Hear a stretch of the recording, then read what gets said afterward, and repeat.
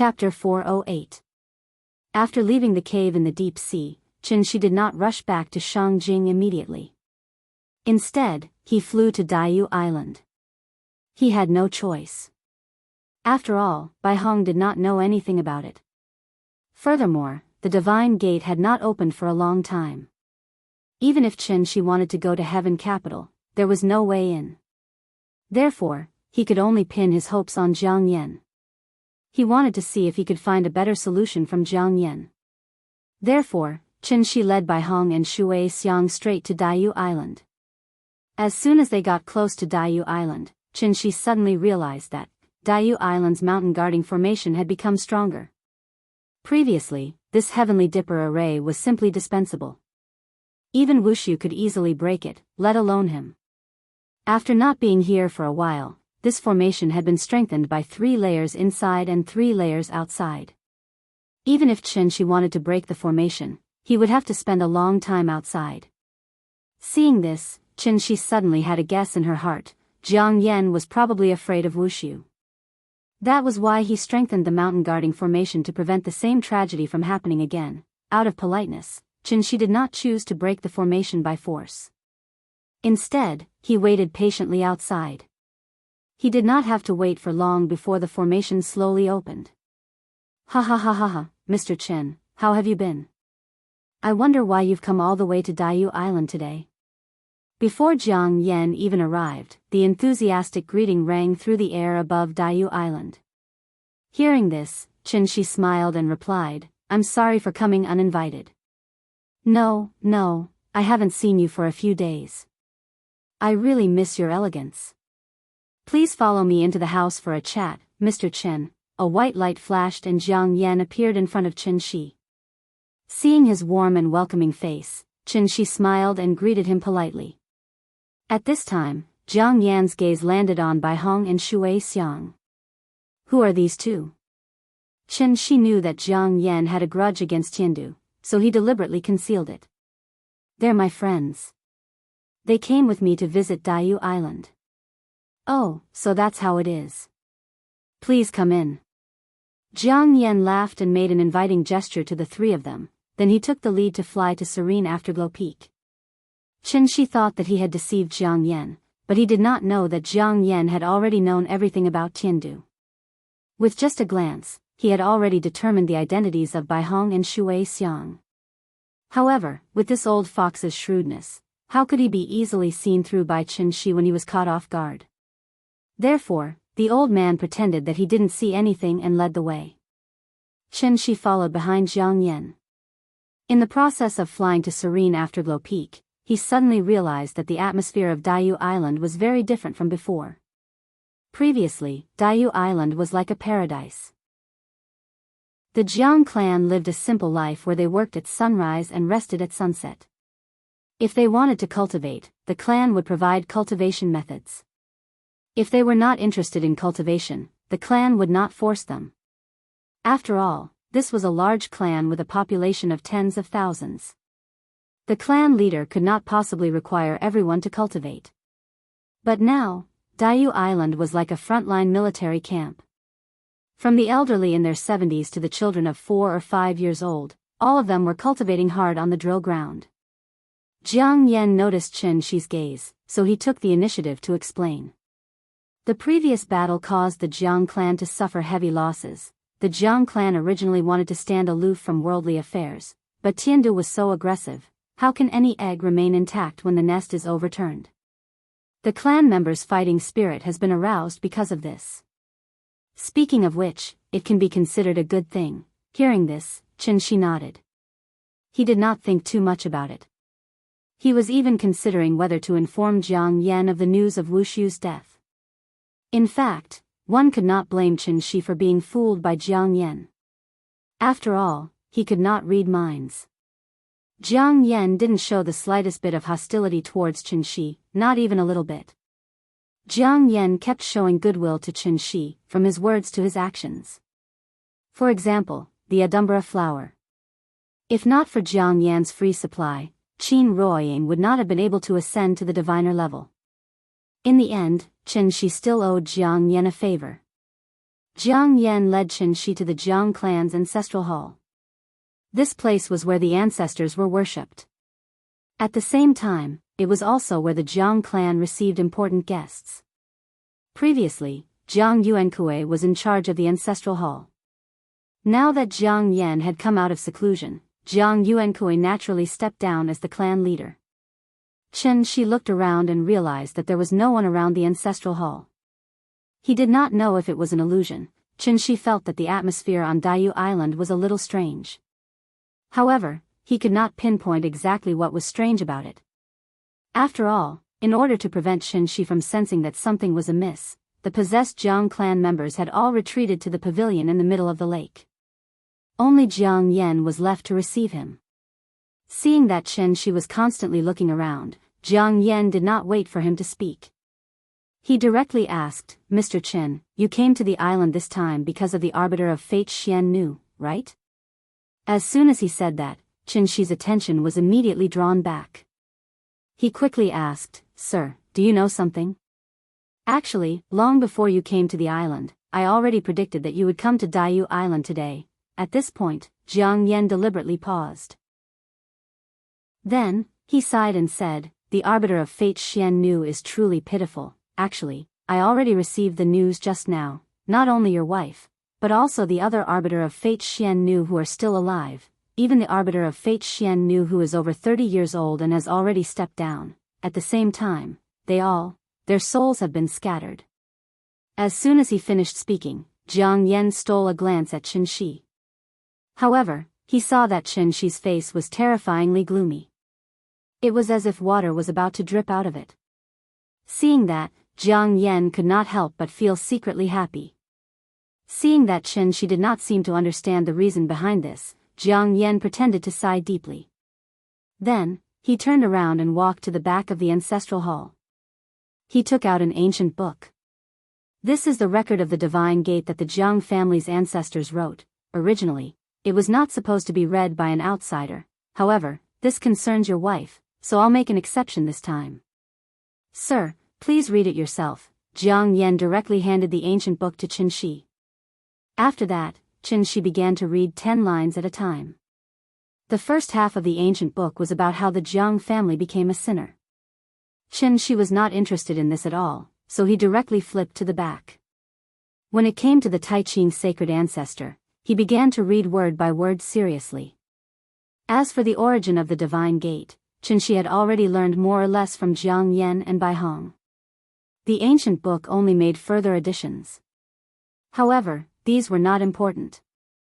There was only one important thing in Qin Shi's eyes, and that was, the arbiter of fate Xian Nu. The reason why the Jiang family did not have the arbiter of fate Xian Nu was actually because of this ancient book. Perhaps it was because the Jiang family's ancestors and the Tai Ching sacred ancestor were enemies, so the ancient book unceremoniously pointed out that the arbiter of fate Xian Nu was a backup plan left by the Tai Ching sacred ancestor for Tiandu. Back then, the sacred ancestor sacrificed Xian Nu's soul to lead the ancient immortal cultivators to the Great World. However, the Great World was only a small plane, far inferior to the large plane that Earth itself was in. Therefore, the sacred ancestor promised, as long as the descendants of sinners reached the celestial realm, they could ascend to the Great World. The purpose was to let the sinners of the lower realm provide an endless supply of arbiter of fate Xian Nu for Tiandu.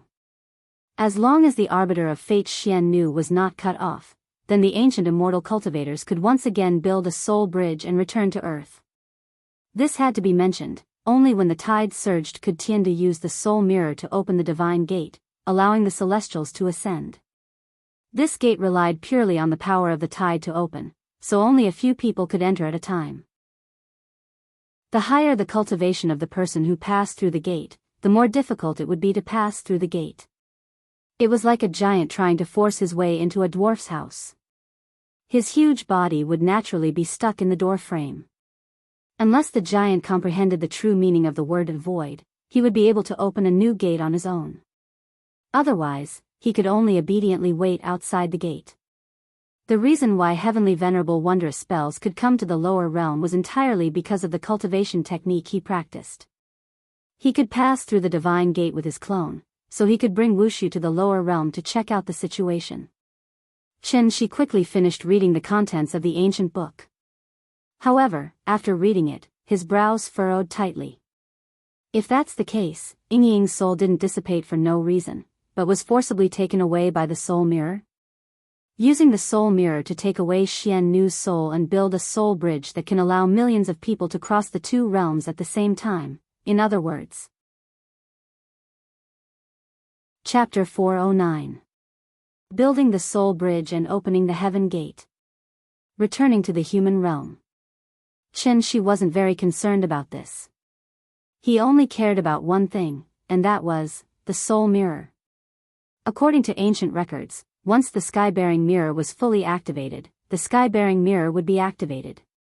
Then, the 5 holy temples in the lower realm and the 13 soul-amassing cauldrons in the various branches would be activated at the same time.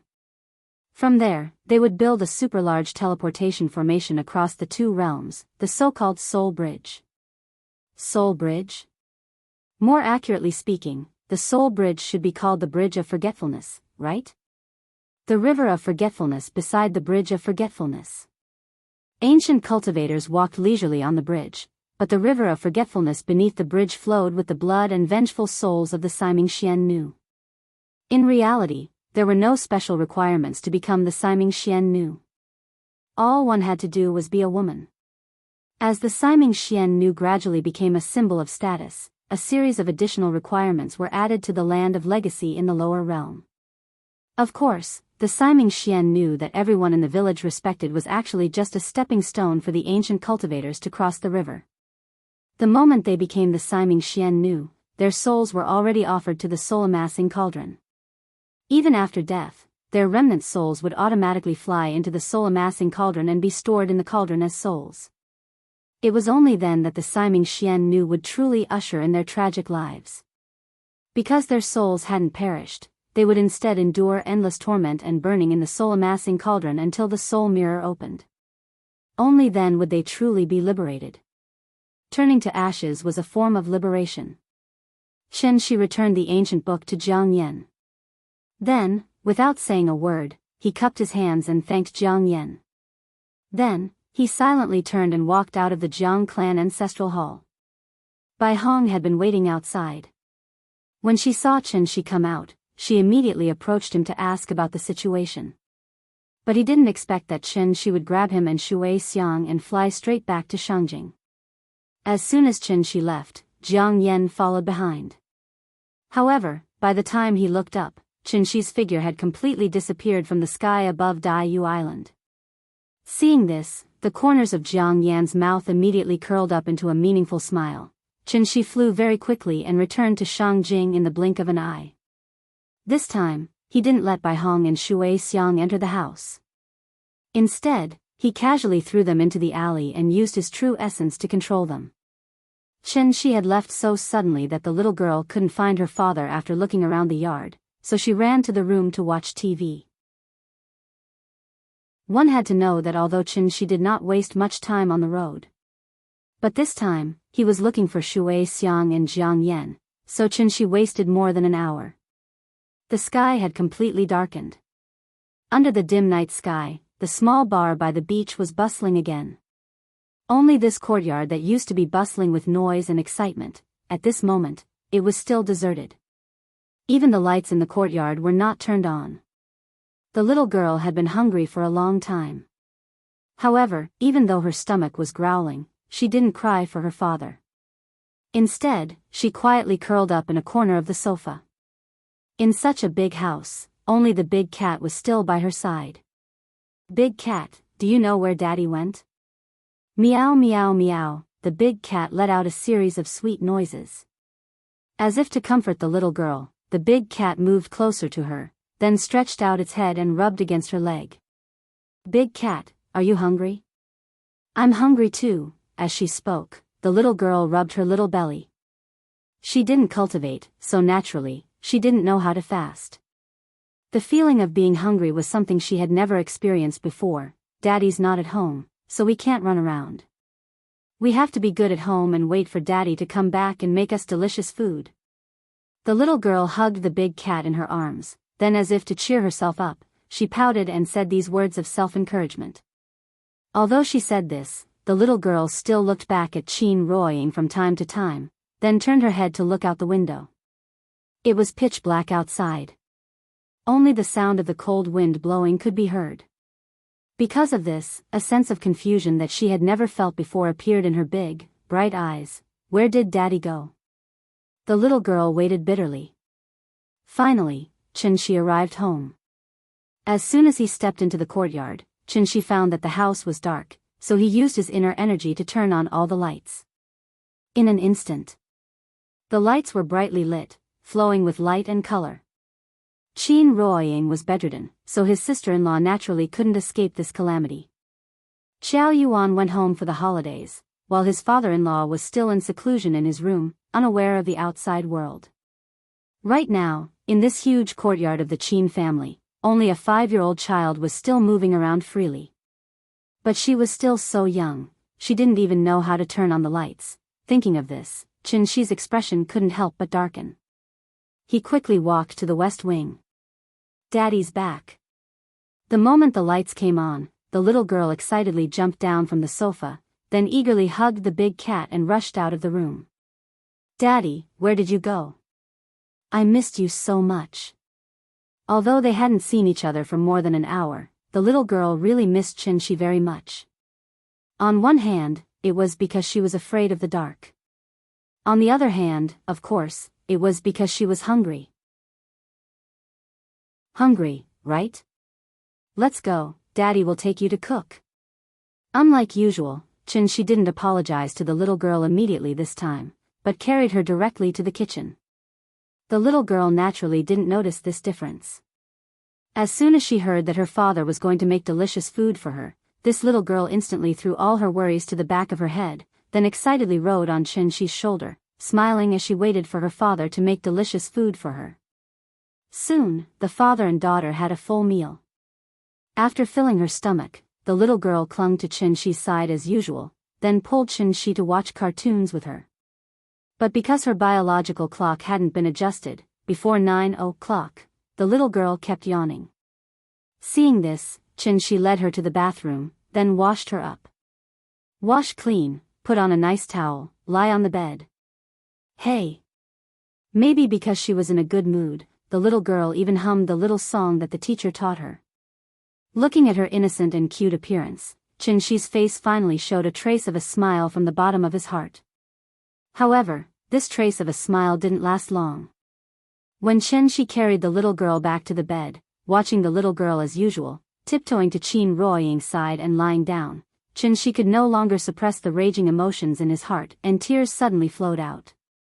This had nothing to do with cultivation. It was the truest feeling in his heart at this moment.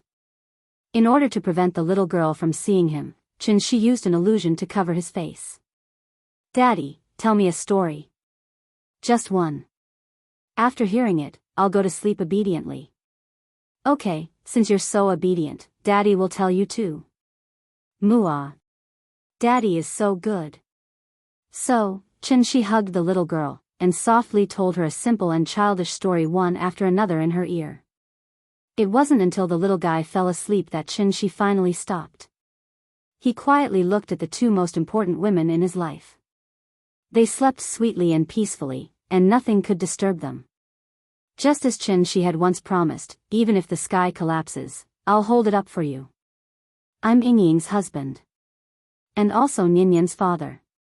For Yingying, he couldn't let Tiandu build a soul bridge. Because the moment the soul bridge was formed, Yingying's soul would scatter. So he had to dare to go to Tiandu before the soul bridge was built to ask for an explanation for his lover. But if he went, he didn't know when he would come back. Because he wasn't completely sure. And this was also the first time since Chin-shi returned that he did something he wasn't sure of. But he had to do it. Chin-shi wouldn't leave quietly, so he had to accompany Nyenyen for a night, and tell her everything tomorrow. In order to save Mommy, Daddy had to leave temporarily for a while. Nyenyen, wait for me. Daddy will definitely come back. Hey, in order to prevent the big shots from exploding mentally, let's give them a heads up. This isn't a sadistic novel, and I'm not interested in killing my wife, but the plot has to move forward, right? I can't stay in the tea house all day, can I? Life has to have some ups and downs. Humans only grow when they experience things. Makes sense, right? Long live understanding. Chapter 410. The next morning. When the little fellow slowly woke up from her sleep, the sun was already high in the sky. Because of the orientation of the room, the sunlight shone directly on her face through the window, immediately making her little face bright red. The little fellow rubbed her eyes and then sat up from the bed with great effort. After habitually calling out, "Daddy," she then lowered her head to look at Chin Roying. "Good morning, Mommy." The little fellow greeted her mother sweetly, but Chin Roying still did not respond. She just lay quietly on the bed like that. There was no breath, no heartbeat, and of course, no movement. If one looked at it from a secular perspective, this child actually slept with her mother's corpse every day. Thinking about it carefully, this scene was really strange, and even gave people a chilling feeling, fortunately. The little fellow did not think so. In her mind, her mother was just sick, a very, very sick person.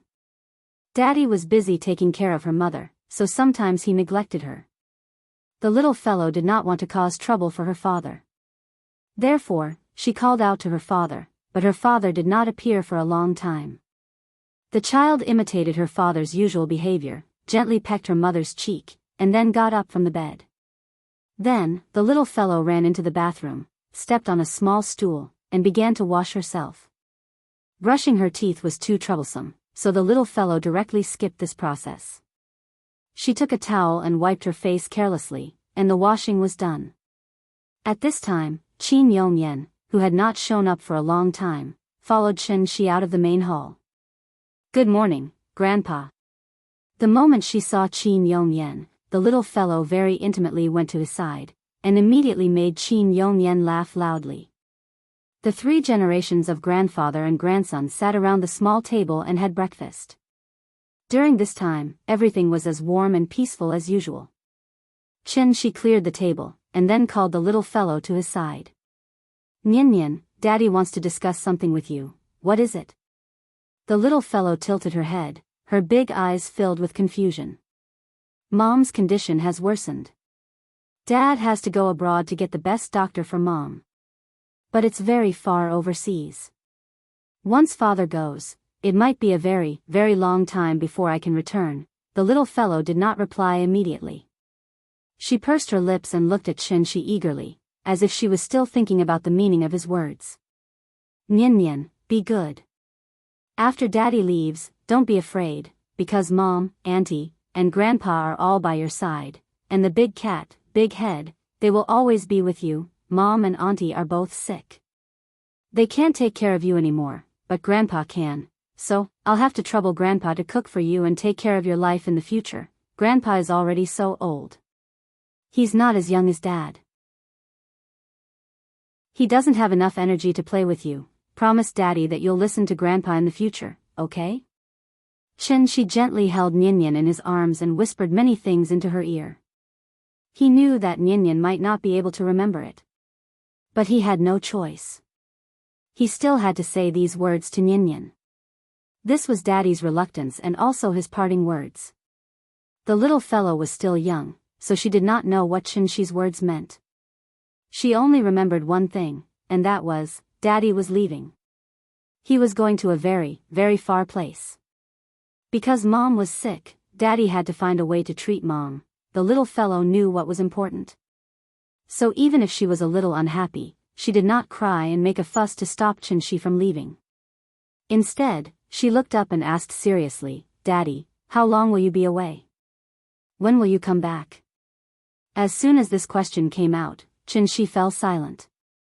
After a long silence, he reluctantly squeezed out a smile and said to the little fellow, "It won't be long, you know, Daddy has been abroad before. Now that I have experience, I should be able to come back soon." The little fellow nodded as if she had understood something. Then, as if she suddenly thought of something, she hurriedly asked, "Dad, what should I do if I miss you?" Hearing this, Chen Shi fell silent again. Because he really did not know how to answer. Should he continue to deceive her? Or should he cruelly tell her the truth?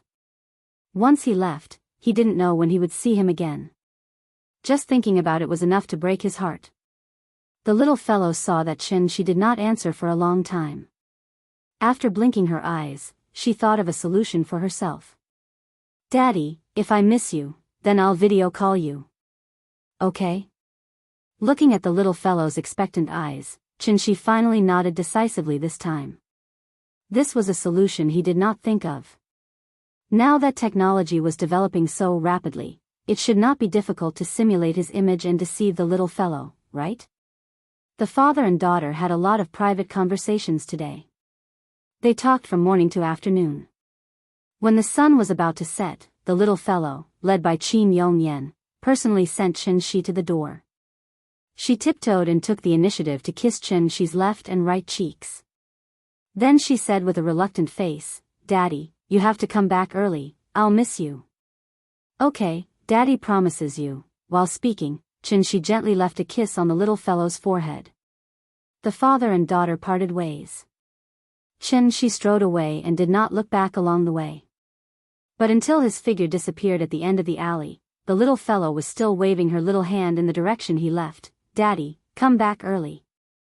After saying goodbye to the little fellow and making a series of preparations, Shi took Bai Hong and Shui Xiang back to the familiar place, Karakoram Kunlun. The closest place to heaven. Shi found the ruins of the sundial temple based on his memory, then sat down cross-legged in the middle of the ruins. Sitting down, he sat for a whole 3 days and 3 nights. It was not until the morning of the 4th day that Shi finally woke up from his meditation and took out the sound-transmitting talisman that Jiang Yan gave him from his bosom. This was a sound-transmitting talisman that could directly contact Tiandu. It was a rare stock from ancient times. He did not know where Jiang Yan got it from. Right now, Tiandu was preparing to build a soul bridge. No matter how turbulent the spiritual qi in the lower realm was, it was impossible for Tiandu to withdraw the soul mirror that was in use. Since the gate of heaven refused to open, then she could only think of a way to forcibly open the gate of heaven himself. This sound-transmitting talisman became the key. Because he wanted to use this sound-transmitting talisman to locate the position of Tiandu and thus pry open the gate of heaven. This was also the solution that Shi and Jiang Yan finally came up with after a detailed discussion. Since the moment Qin Ruoying's soul dissipated, Bai Hong had been reduced to a prisoner again. So he could only be locked to one side like Shui Xiang, anxiously watching Shi's strange actions. They saw, after Shi ignited the talisman, he leaped into the air. Then, under the dumbfounded expressions of the two people, Shi held the flowing cloud sword in his hand, mobilized all the vital essence in his body, and fiercely slashed at the sky. In an instant, the mountains shook, the wind and snow trembled. After 3 days of meditation, Shi gathered all the vital essence in his body to one point. The moment the sword was drawn, the whole world fell silent. Immediately after, the sword qi grew bigger and bigger. Every time it flew up a meter, the sword qi would violently expand at a speed visible to the naked eye. As the sword qi continued to expand, it finally showed a kind of earth-shattering momentum, rolling up all the fluttering snowflakes between heaven and earth, like a pillar that supported the heavens, crashing into the clouds. Only then did Bai Hong suddenly widen his eyes, finally understanding what Shi was doing. He was going to use his own strength. Chapter 411. After 3 days of recuperation, Shi finally slashed out with his sword. This was also the first time he had launched an attack in his peak state since returning to Earth. Of course, the target of his attack wasn't a person or object, and it was the boundless sky.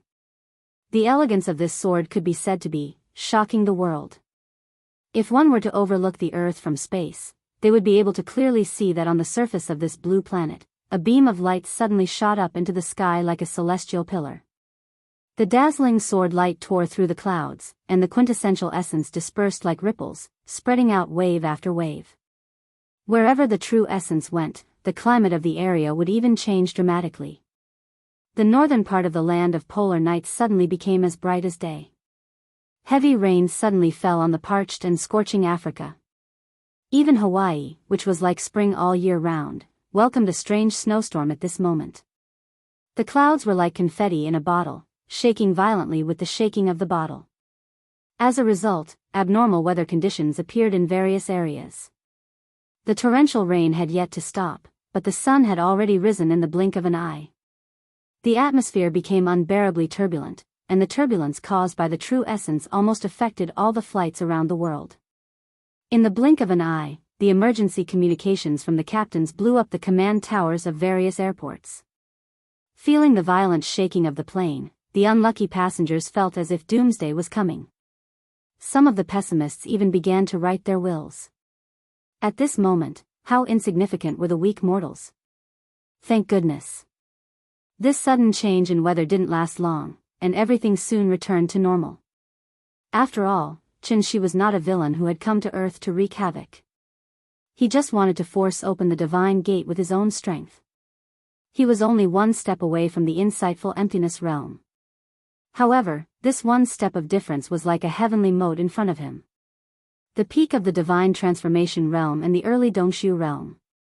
It seemed like there was not much difference between them, but in reality, the difference was like heaven and earth.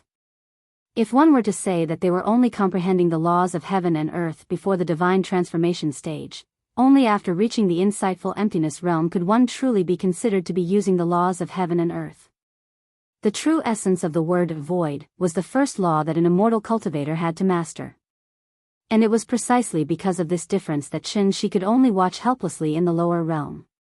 Even though he knew that the soul mirror was the source of all suffering, he couldn't go to heaven capital to find a solution. The gate of heaven did not open. Could it be that he wasn't going? Shi naturally could not accept such an outcome. If Qin Ruoying's soul really dissipated in front of his eyes, and he could only watch helplessly, it seemed that Shi would never forgive himself in this lifetime. Thus, he had no choice but to take the risk and forcefully open the passageway between the two worlds with his soul formation stage cultivation base. It must be mentioned here, opening and opening were two completely different concepts. The grand pure divine ancestor had built enough connections between the two realms, so Shi didn't need to open up another channel. He only needed to open up the channel that was originally closed.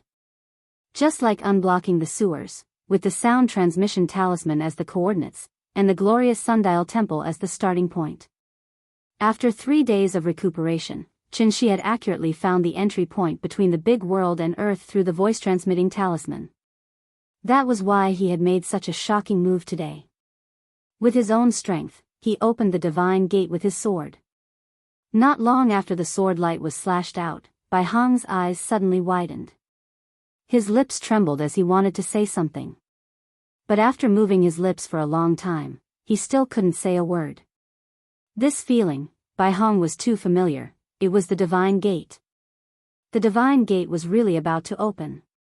As expected. The moment the sword light disappeared, a violent storm suddenly blew up on the peak of the snow mountain where the three of them were. Then, an extremely dazzling light suddenly bloomed from the void. Bai Hong took a closer look and found that although this light was much smaller than what they had seen in the past, the feeling it gave him was no different from the divine gate in his impression. The divine gate was actually forcefully opened by someone? Bai Hong looked at Shi not far away with a shocked expression. At this moment, Shi's slightly tired face finally revealed a gratified smile. This sword strike used 120% of his strength. After the sword strike, Shi was like an ordinary person who had just finished a marathon. He was sweating profusely, gasping for breath, and his mental state looked a little dispirited. However, just as Shi was about to smile, this light door was like a candle flame in the wind, and it began to shrink rapidly at a speed visible to the naked eye. Seeing this, Shi couldn't help but tremble. Are you kidding me? The divine gate was going to close so soon. In a hurry, Shi didn't even have time to adjust his breathing. He grabbed Bai Hong and Shui Xiang and rushed into the light door as fast as he could. The three of them successfully rushed into the light door. Then, this light door was like a broken light bulb. It suddenly burst out with an extremely dazzling light and then disappeared completely. Everything returned to silence. The wind and snow once again drifted on the peak of the snow mountain. The whistling cold wind continued to blow, and the snow quickly covered the traces left by the three of them. At the same time, Floating Mist Mountain, which was also located in Karakoram Kunlun, but little known to people, Jiang Yen was standing on the peak of the mountain with his hands behind his back. He stared in the direction of the light pillar with his sharp eyes. After the light pillar finally disappeared, Jiang Yen closed his eyes and carefully sensed it. That powerful aura disappeared. After confirming that there was no mistake, Jiang Yan's mouth suddenly curved into a faint smile. Then, the smile on Jiang Yan's face became more and more brilliant. In the end, he couldn't help but laugh out loud. Ha ha ha ha ha, back to Qin Shi and the other two. When Qin Shi grabbed Bai Hong and Shui Xiang and plunged into the light door, his vision suddenly turned dark. Like a loach plunging headfirst into the mud, behind the light door, there was no light, no wind. There was no sound. Qin Shi couldn't see anything. Wherever his divine sense went, it was empty in all directions. It was like a vacuum bag, there wasn't even any air here. Thus, Qin Shi reached out and lit up a ball of light. But after the ball of light lit up, Qin Shi still couldn't see anything. Other than his body, there was only endless darkness in this dark space. Where are the two of them? Qin Shi looked around and couldn't help but feel puzzled. Bai Hong and Shui Xiang were personally captured by him and entered the heavenly gate. But after entering the door, Qin Shi's connection with the two of them was completely cut off. Qin Shi thought that he had been ambushed and subconsciously wanted to draw his sword, but he found that he had lost the flowing cloud sword at some point in time. Right now, he was only left with the training clothes he wore when he set off. Qin Shi had no choice but to search aimlessly in this dark space. But after flying for a long time, he still hadn't reached the end. Along the way, there was nothing in the range of his divine sense. There was no other way. Qin Shi could only try to fly down. But after flying for a long time, he couldn't find the ground. Qin Shi thought that his sense of direction was wrong, so he flew horizontally again. This time, he still flew for a long time. Qin Shi still didn't fly to the border. Where is Tiandu? Where did Bai Hong and Shui Xiang go? What is this place? Qin Shi was a little flustered. Everything in front of him was completely beyond his imagination. How to describe that feeling? He was now like a wisp of dust floating in the universe. But there were no planets in this universe, let alone anything that could be called an object. Apart from him, this universe was a complete vacuum, leaving behind only boundless darkness. He couldn't fly to the end. He couldn't see anything, there was no reference point, there was no gravity, no magnetic field, no radiation, and there was no spiritual energy of heaven and earth, F***CK? Chapter 412. Qin Shi used to think that there was only one thing he couldn't figure out in his entire life, and that was, how did he get to Heavenly Spiral? Who would have thought? Qin Shi hadn't even figured out the first thing, and the second thing that he couldn't figure out had already happened. This dark space was like a small black cell that imprisoned felons. At first, Qin Shi tried to think of ways to escape. But as time passed, Qin Shi realized that everything he did was useless. This place could be said to be, there was no road to heaven and no door to hell. Only boundless darkness enveloped him. Qin Shi released tens of thousands of light balls. For every 100 kilometers he flew, he left a light ball in the darkness. He tried to use the light ball as a reference point to find the boundary of the dark space. But as time passed, Qin Shi suddenly turned around and realized that even though the light balls he left behind had become a vast galaxy, he still couldn't fly to the boundary of the dark space. Perhaps this was the true meaning of boundless? After several fruitless attempts, Qin Shi's true essence had already been consumed by about 70 to 80%. There was no heaven and earth spirit chi here. If this continued, Qin Shi would be like a lamp that ran out of oil before they could find the exit. Qin Shi had no choice but to give up struggling. Then, he silently sat cross-legged in the darkness. In order to conserve his inner core, Qin Shi didn't even light up the light balls again. The remaining inner core flowed slowly in his body, and Qinshi's brain worked quickly. He started to pay attention to the passage of time: 1 second, 1 minute, 1 moment, 1 hour, 1 day, 1 week, 1 month, 1 year. Qinshi's mind was firm. The endless darkness didn't cause him to lose his mind. But as time passed, Qinshi's heart gradually became heavy. He closed his eyes, then opened them. 3 months had passed. This dark space was clearly endless, but Qinshi felt especially oppressed. It was as if he would be swallowed by the darkness at any time. He couldn't accept it. He couldn't accept it. He couldn't accept it. Once Tiandu built his soul bridge, Yingying's divine soul would vanish into thin air. By then, even if the Daluo Golden Immortal descended, he would be powerless. Qinshi couldn't accept being trapped here. Because, he still had a lot of things to do. In a moment of desperation, Qinshi flew up and down in the darkness like a headless fly, roaring loudly. He tried his best to make as much noise as possible. However, this dark space didn't even give him a trace of a reply. Very soon. A year passed. The long period of darkness and the mental pressure brought about by the rush to save Yingying's to begin with, Qinshi's to begin to collapse. He grabbed his own hair with a pained expression, and could only let out a series of howls that were close to wailing. "Let me out. Let me out. Let me out, I beg you." His voice was loud and impassioned at first, but it gradually became low and hoarse. In the end, it completely turned into a feeble and pitiful pleading. In the blink of an eye. 10 years passed. Qinshi was in complete despair. He was like a puppet that had lost its soul. He floated numbly in the darkness, as silent as a corpse. If someone were to approach his body, they would hear his mouth squirming. He could still speak, but he just kept repeating this sentence. "It's too late, too late, too late, too late." 10 years had passed. Yingying's soul should have long dissipated. Even if he were to be let out now, it was too late. It was hopeless. It was already hopeless. Qinshi clearly remembered every detail when he was with Yingying. It was also because of this that the sweetness of the past had now become a sharp knife that ruthlessly slashed at his heart again and again. Self-blame, pain, regret, sadness, anxiety, worry, irritation, frustration, anger, all the negative emotions of human beings were gathered in Qinshi's heart at this moment. If it was possible, he would rather die than stay in this boundless darkness. Fortunately, Qinshi still had a glimmer of hope in his heart.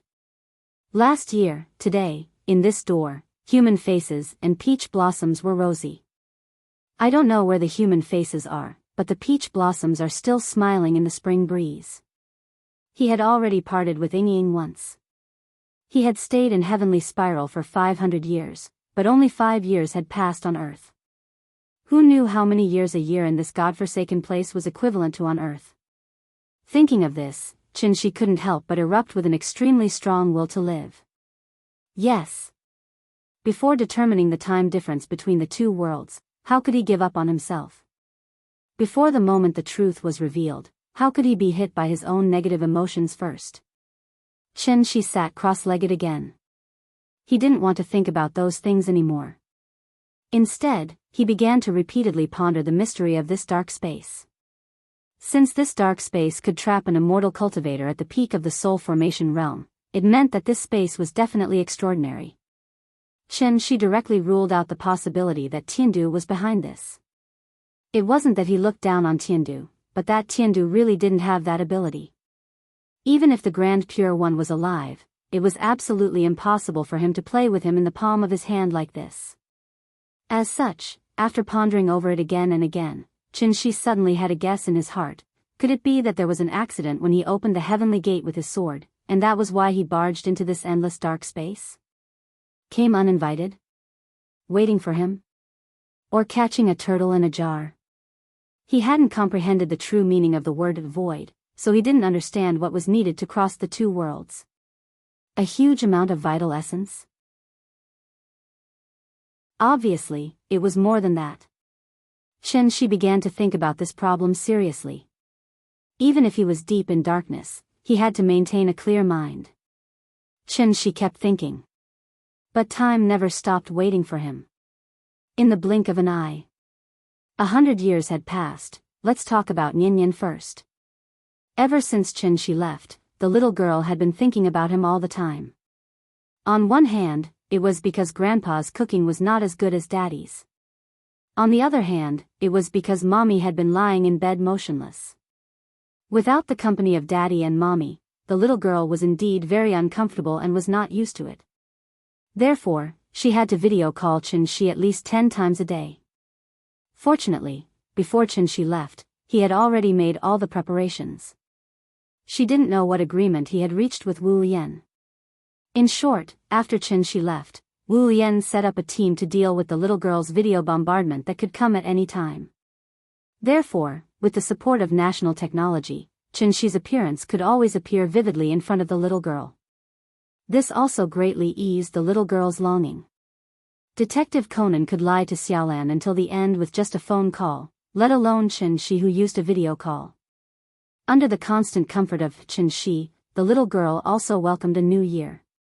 This year's spring festival was much earlier than last year. February 4th. New Year's Eve. Early in the morning, Wang Chuanju and Qin Yongwang brought a large group of people to the Qin family's courtyard. In order to make the little girl happy, the big brothers and sisters from the various departments of the Martial Arts Alliance used all their strength. They practically treated her like a little princess. They held her in their hands, afraid that she would fall, and in their mouths, afraid that she would break. With so many people trying to make the little girl happy, even without the company of Daddy and Mommy, the little girl had a very happy new year. Chapter 413. Children don't remember things. Once there's something happy, they'll quickly throw their worries aside. Nian is naturally the same. It's just that her happiness is like the tide, always coming in waves. After the tide recedes, there will still be a large beach full of holes poked by stone crabs. It's impossible for the little fellow to stay excited forever. Therefore, every night when she goes to bed, it's the time of the day when she misses her father the most.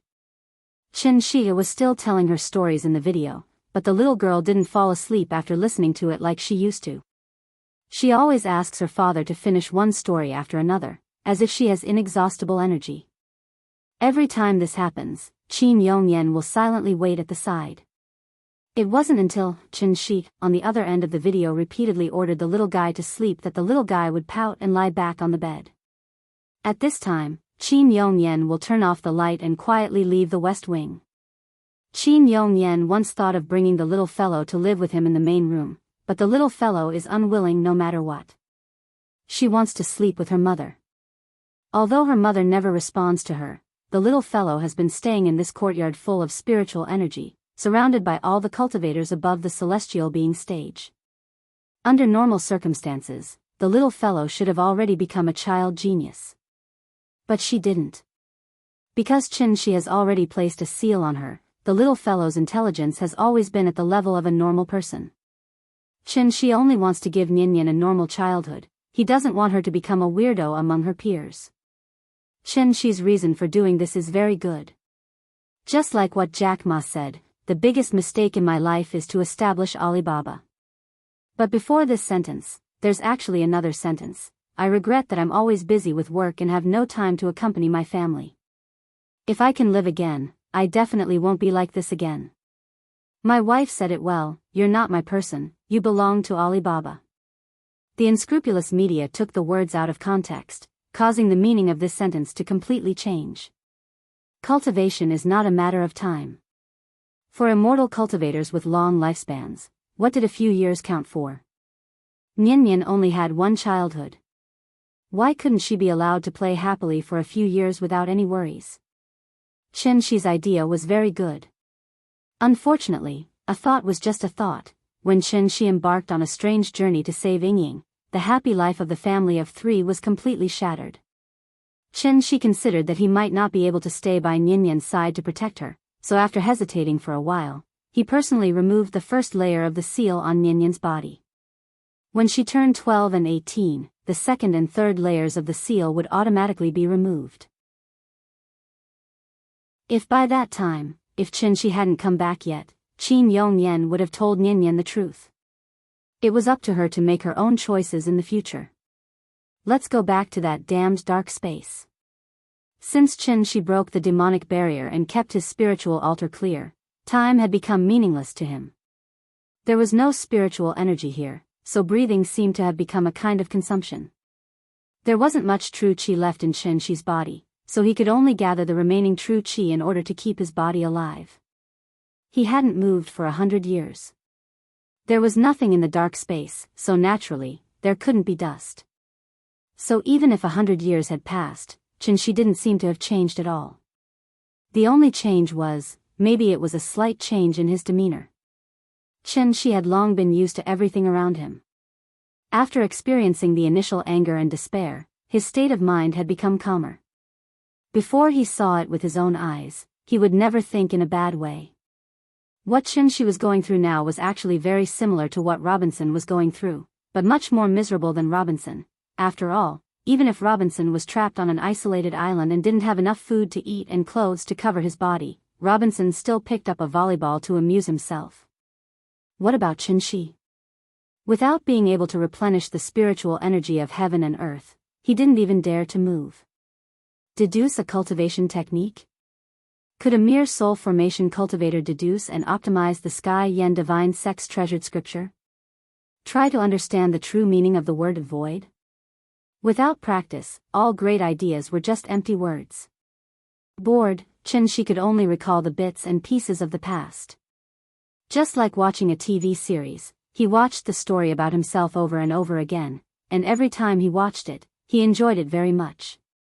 Whenever he thought of how cute Nian was when she acted coquettishly in front of him, Qin's lips would even curl up into a faint smile. To be honest, with Qin's current state, his thinking had definitely improved by more than one level.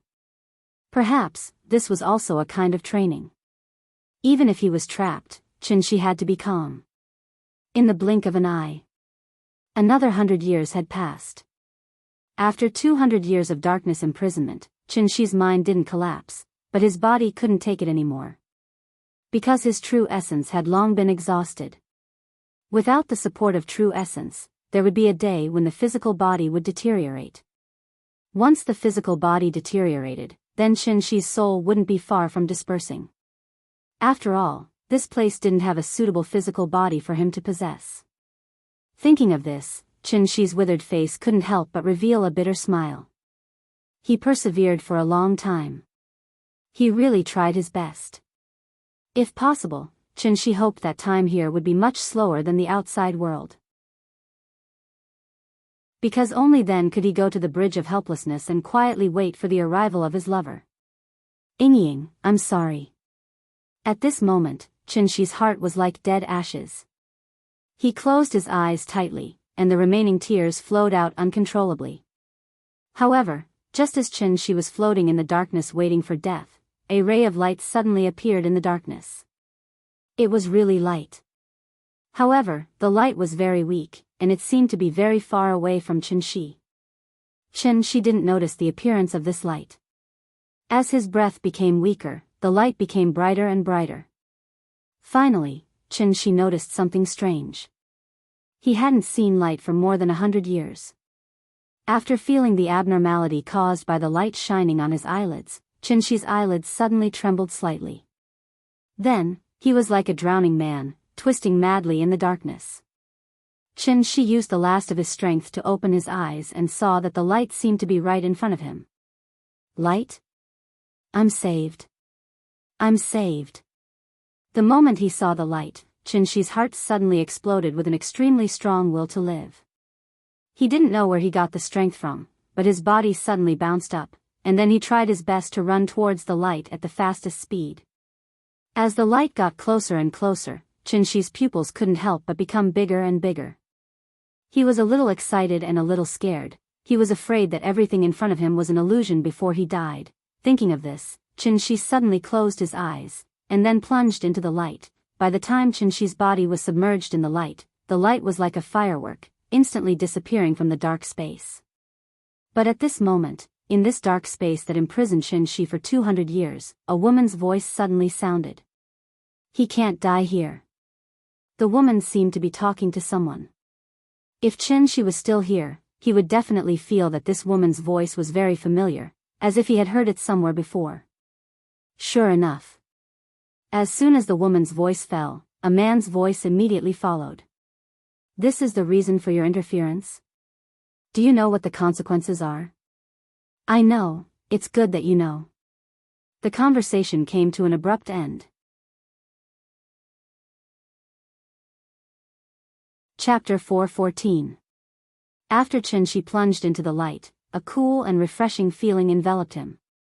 That feeling, it was like a traveler in the desert who had been exposed to the sun for 3 days and suddenly fell into an underground cold pool.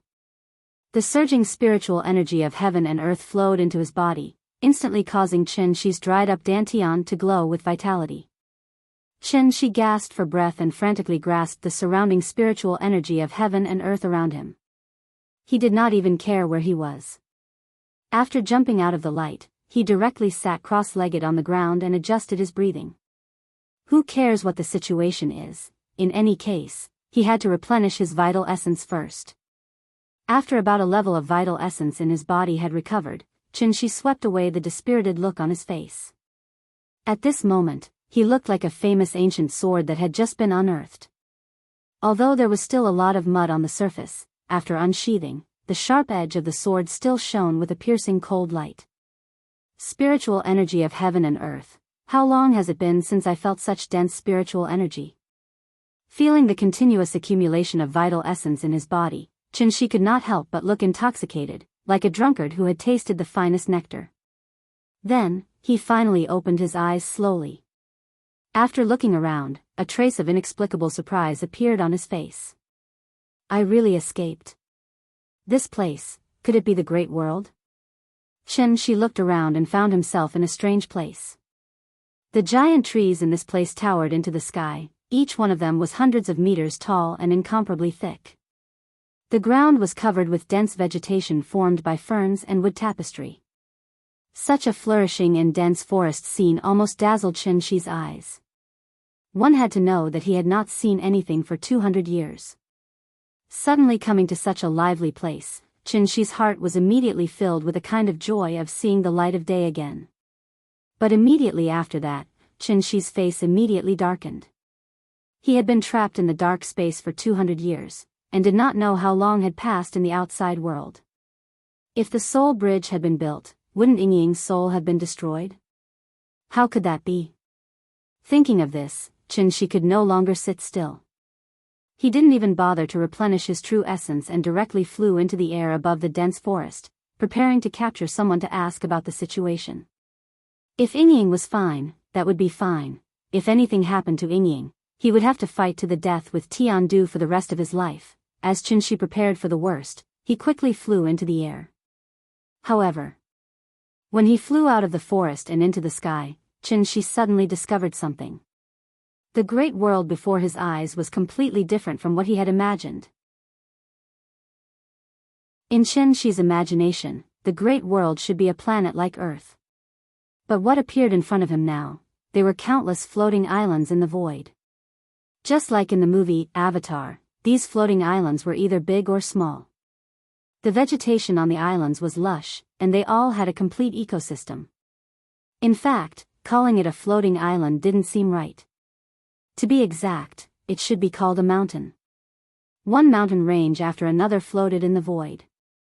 After all, the great world was just a small plain in a crack in the void. It couldn't be measured by the common sense of the universe. There was no sun in the great world, and all the light came from the great sun-moon star formation that the Taiqing divine ancestor had inscribed on the boundary of the plain. Under the illumination of the great sun-moon star formation, the great world had a day and night like Earth. He didn't know how big this space was. With just a cursory glance, Qin saw thousands of floating islands of different sizes, and the floating island he was on was considered relatively small. The floating islands were either high or low, and each island was surrounded by immortal clouds. Qin listened attentively and found that there were vigorous roars of beasts coming from the depths of the forest. Suddenly, a giant golden bird swept past Chen Shi's eyes. After grabbing a strange beast the size of an elephant from the forest below him, the giant bird turned around and flew toward another floating island. Such a strange scene was really amazing. This, because Chen Shi had just escaped from the dark space, he had a better understanding of it. Thus, Chen Shi looked into the distance and set his gaze beyond the group of floating islands, to a place where even the great sun-moon-star formation couldn't illuminate. There was nothing but emptiness. It was still that endless darkness. Although there were many floating islands, they couldn't fill up such a huge dark space. This great world, wasn't this the upgraded and expanded version of the dark space? If there were no surprises, this small plane should be similar to the dark space, and there shouldn't be anything in it. After the Taiqing divine ancestor discovered this plane, he moved countless mountains from somewhere, and that was how the great world became the size it was today. Mountains could be moved, but where did the rich spirit qi of heaven and earth come from? Chen Shi was stunned by the Taiqing divine ancestor's extravagance. Only now did he realize that his understanding of the Taiqing divine ancestor was too one-sided. This great figure who had single-handedly turned the dark space into a cultivation holy land comparable to heavenly spiral and saved the ancient cultivators. What level had he reached? Insightful emptiness? Tao integration? Or perhaps the legendary tribulation true immortal? Chen Shi frowned and pondered for a long time. In the end, he could only put these questions to the back of his mind. After all, he had more important things to do now. Presumably because the great world couldn't produce spirit qi on its own, Chen Shi rested for a while and realized that the spirit qi of heaven and earth in the great world was only slightly richer than on earth. Perhaps this was the main reason why Tiandu had decided to return. For Yingying's sake, Chen Shi had to stop Tiandu from building a soul bridge. It was still the same sentence. Even 200 years of imprisonment hadn't extinguished the last bit of hope in his heart. If he hadn't seen it with his own eyes, then Yingying would always be waiting for him to save her. Chen Shi hid his figure and stealthily passed through the various floating islands. While grasping the spirit qi of heaven and earth on each island, he quickly flew in the direction of Tiandu. It was a pity that Baihong and Shui Xiang had run off somewhere. Otherwise, Chen Shi could have prepared a battle plan in advance. How did Chen Shi know where Tiandu was? Wasn't this nonsense? The island with the densest spirit qi and the largest floating island, wasn't that Tiandu's headquarters? Chen Shi didn't go near the largest floating island.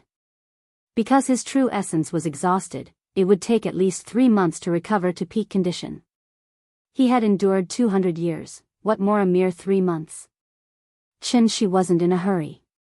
In order to be able to observe Tiandu's movements at any time, he lurked on a nearby floating island. 3 months, Yingying, wait for me. When my true essence recovers, it will be the time when my true essence ends. Please remember the domain name of this book. .com, wonderful book mobile version website. .com. Chapter 4:15. 3 months passed by in a flash. In order not to be detected, Chen Shi plundered large amounts of heaven and earth spirit qi from hundreds of floating islands during this period of time. After all, he was a soul formation cultivator. Now that he was determined to cultivate in seclusion, how could outsiders easily detect him? The only thing that could attract the attention of Tiandu was probably the rate at which the spirit qi on these floating islands was dissipating. Chen Shi's heart was always on the soul mirror, so when he was not cultivating, he could not help but take time out to walk around a few times. As a result, he gradually gained a basic understanding of the great world. There were a total of 120,000 floating islands in the great world. If all the floating islands were piled together, the surface area was even larger than the moon, almost the size of Asia. The floating islands were not eternal. Once the heaven and earth spirit qi on the island was exhausted, the floating island would completely lose its vitality and float to the periphery of the floating islands. Chen Shi had not figured out the source of the heaven and earth spirit qi for the time being. However, he was sure that the floating islands here were like batteries. After they were used up, they would not immediately become useless. Instead, they would float to the periphery and wait for the heaven and earth spirit qi to slowly recover. As for What kind of method did the floating islands use to recover their spirit chi? Obviously, Qin still needed to observe for a while more. Every island had its own ecosystem. Apart from heaven and earth treasures and rare beasts, of course, there were also many descendants of ancient cultivators living here. Qin went to a few nearby floating islands, but found that these people were like the Jiang clan, who were holed up in Daiyu Island. They had a clear concept of community, and it could be said that each island did not interfere with the other's business. You're on your island, I'm on mine. Everyone abided by their duties, and it seemed that they would never interact with each other. On this day, after Qin cultivated for 36 cycles as usual, he let out a deep breath of turbid qi. Although the great world had begun to decline, the density of heaven and earth spirit qi was still comparable to when the tides were surging in the lower realm. Therefore, his true yuan recovered very quickly. Now that he had mostly recovered, he estimated that he would be able to return to his peak state in a few days. And as his condition improved, the strange phenomena caused by Qin cultivation also became more and more powerful. Therefore, although the mountain peak he was on was covered by a concealing array, as long as someone stepped into the array, they would be able to see the spiritual energy of heaven and earth swarming towards them like clouds and mist. From afar, it was as if Qin was sitting at the bottom of a huge funnel, and Bicker was constantly pouring spiritual energy into his body. While Qin was busy sorting out the true essence in his body, a figure suddenly flew out from the floating island where Tiandu was and arrived above Qin's floating island in the blink of an eye. Qin only took a cursory glance and discovered that this person's true essence was thick and his aura was incomparably powerful. He was at least in existence on the same level as Bai Hong. Divine General? In fact, in the 3 months that Qin had been here, she had discovered a strange thing. Apart from the floating island where Tiandu was, he didn't find any divine general level cultivators on the other floating islands. This was obviously somewhat illogical, as the saying goes, only by knowing yourself and your enemy can you win 100 battles. Although Qin's overall plan was disrupted by the sudden appearance of the dark space, he still learned the general structure of Tiandu from Bai Hong in advance. First of all, the celestial lords of 10 directions, led by Yuhuan Tianzuan and the others, were the core of the entire Tiandu. These 10 people were also the strongest in the big world. Qin hadn't fought with a celestial lord yet, but from Bai Hong's description, Qin could basically conclude that a celestial lord should be equivalent to a cultivator at the divinity transformation stage. As for whether a celestial lord or a divinity transformation cultivator was stronger or weaker, this question was obviously only known to Qin after he personally fought with one. In addition to the celestial lords of 10 directions, Tiandu also had the divine generals of 5 directions, who were respectively in charge of the east, south, west, north, and center. There were a total of 36 people. 10 celestial lords and 36 divine generals of 5 directions. In addition, there were 72 Rakshasa lords whose strength was second only to the divine generals, as well as countless celestial lords. It wasn't that Qin wanted to boost the morale of others and belittle his own prestige, but with Tiandu's strength and foundation, even in the Tiandu domain, it was enough to dominate a region. In the past 3 months, Qin hadn't seen any divine generals or celestial lords, so he gradually became a little uneasy. Could it be, Tiandu had already built a soul bridge and went to the lower realm? Every time he thought of this, Qin couldn't help but worry in his heart, and was very eager to go to Tiandu to see the situation.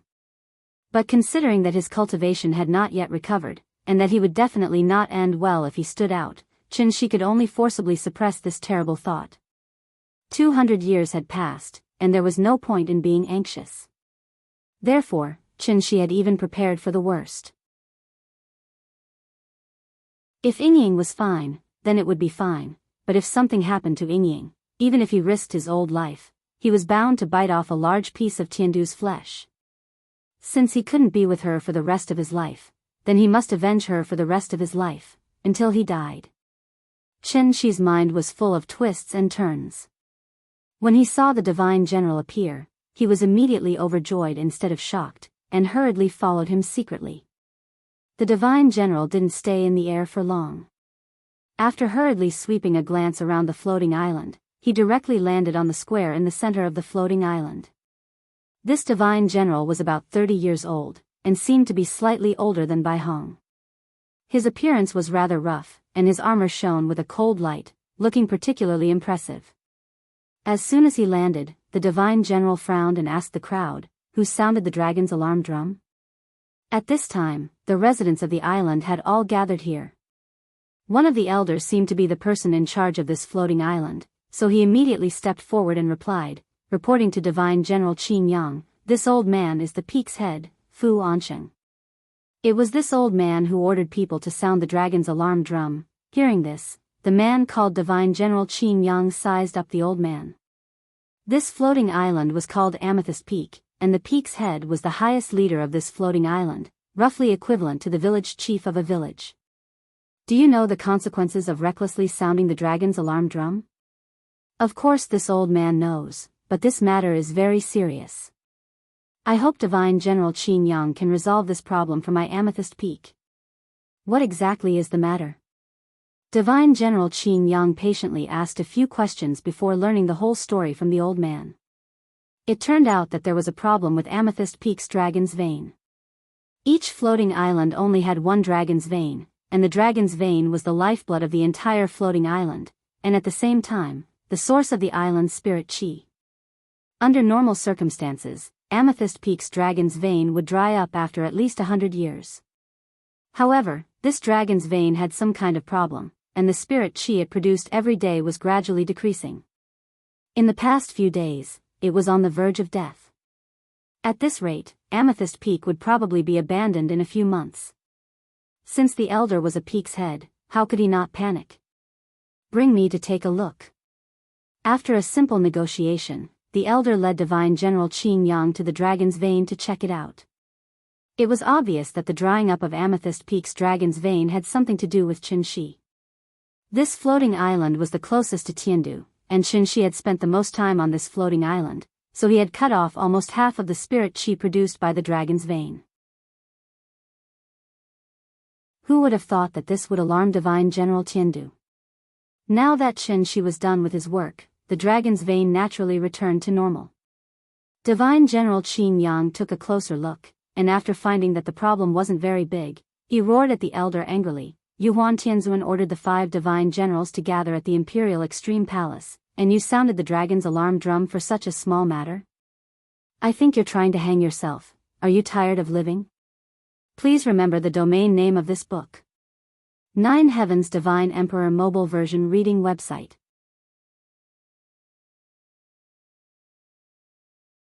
Chapter 4:16. One must know that the dragon's scare drum was similar to a beacon tower. Whenever the dragon's scare drum sounded, the 5 divine generals closest to the island had to immediately put down whatever they were doing and rush over to check on the situation as quickly as possible. However, after Divine General Qin Yang's inspection, he discovered that although the output of the dragon's vein was low, it was far from the level where the dragon's scare drum was sounded. What was this? In ancient times, there was King Yu of Zhou toying with the warlords with the beacon fire, and now there was Fu Ansheng toying with the divine general with the dragon scare divine general? One could only imagine how furious Divine General Qin Yang was at this moment. At this time, Fu Ansheng also discovered that the dragon's vein was fine, so he instantly knew that he had gotten himself into big trouble today. He hurriedly knelt on the ground and begged Divine General Qin Yang with a terrified expression, "Divine General, please forgive me. This matter is indeed this old man's oversight. It's just that there really was something wrong with the dragon's vein a few days ago, causing us to be unable to cultivate smoothly." At this point, Fu Ansheng could not help but look at the dragon's vein with a puzzled expression before continuing to defend himself. "To tell you the truth, just before we sounded the dragon's scare drum, this old man had specially sent someone to verify it. Who would have thought? The dragon's scare drum had just sounded, and the dragon's vein returned to normal." Before he finished speaking, Fu Ansheng looked like he wanted to cry but had no tears. Even if he had 10 times the courage, he would not dare to casually make fun of the divine general. The goddamned dragon's vein, this time, he was really in deep trouble. Even in a society ruled by law, false police reports could be detained, let alone in a feudal society with a strict hierarchy like Tiandu. Therefore, Fu Ansheng's defense did not have any effect. Divine General Qin Yang could not be bothered to talk nonsense with him. With a wave of his hand, he ordered his men to send Fu Anqing to the death row. This was a critical period, and everyone in Tiandu was extremely tense. Therefore, the matter of Fu Anqing sounding the dragon's scare drum could only be investigated later. Subsequently, Divine General Qin Yang warned the people of Purple Jade Peak, then turned and flew back to the floating island where Tiandu was located. Seeing this, Qin Shi immediately followed, turning into a stream of light and sticking closely behind Divine General Qin Yang. Divine General Qin Yang was only at the yuanying stage, so he naturally didn't notice that there was a tail behind him. Therefore, Qin Shi, led by Divine General Qin Yang, passed through the formation and smoothly arrived at the core of the macro world. Tiandu, Dragon Head Peak. There was a very powerful array around the Dragon Head Peak, which was also one of the reasons why Qin Shi did not dare to get too close to it. With Divine General Qin Yang paving the way, Qin Shi was naturally able to barge in very easily. And the reason why Qin Shi's infiltration was so smooth was not because the defensive power of Tiandu was so weak, but mainly because ever since the Grand Pure Saint Ancestor established the heavenly capital, the Dragon Head Peak had been a forbidden area in the entire Great World. Who would dare to sneak in without permission? This was a path of no return. However, Qin Shi did not consider whether it was dangerous at all. Instead, he resolutely barged in. As soon as he entered the array, Qin Shi discovered that the spirit qi on the Dragon Head Peak was exceptionally rich, several times richer than the outside world. It was comparable to the heart-cleansing spirit spring in the forbidden area of the back mountain of the Sky Yen Divine Sect. This place. In addition to the rich spirit qi, Qin Shi also discovered that the interior of the array was filled with an extremely unusual energy fluctuation.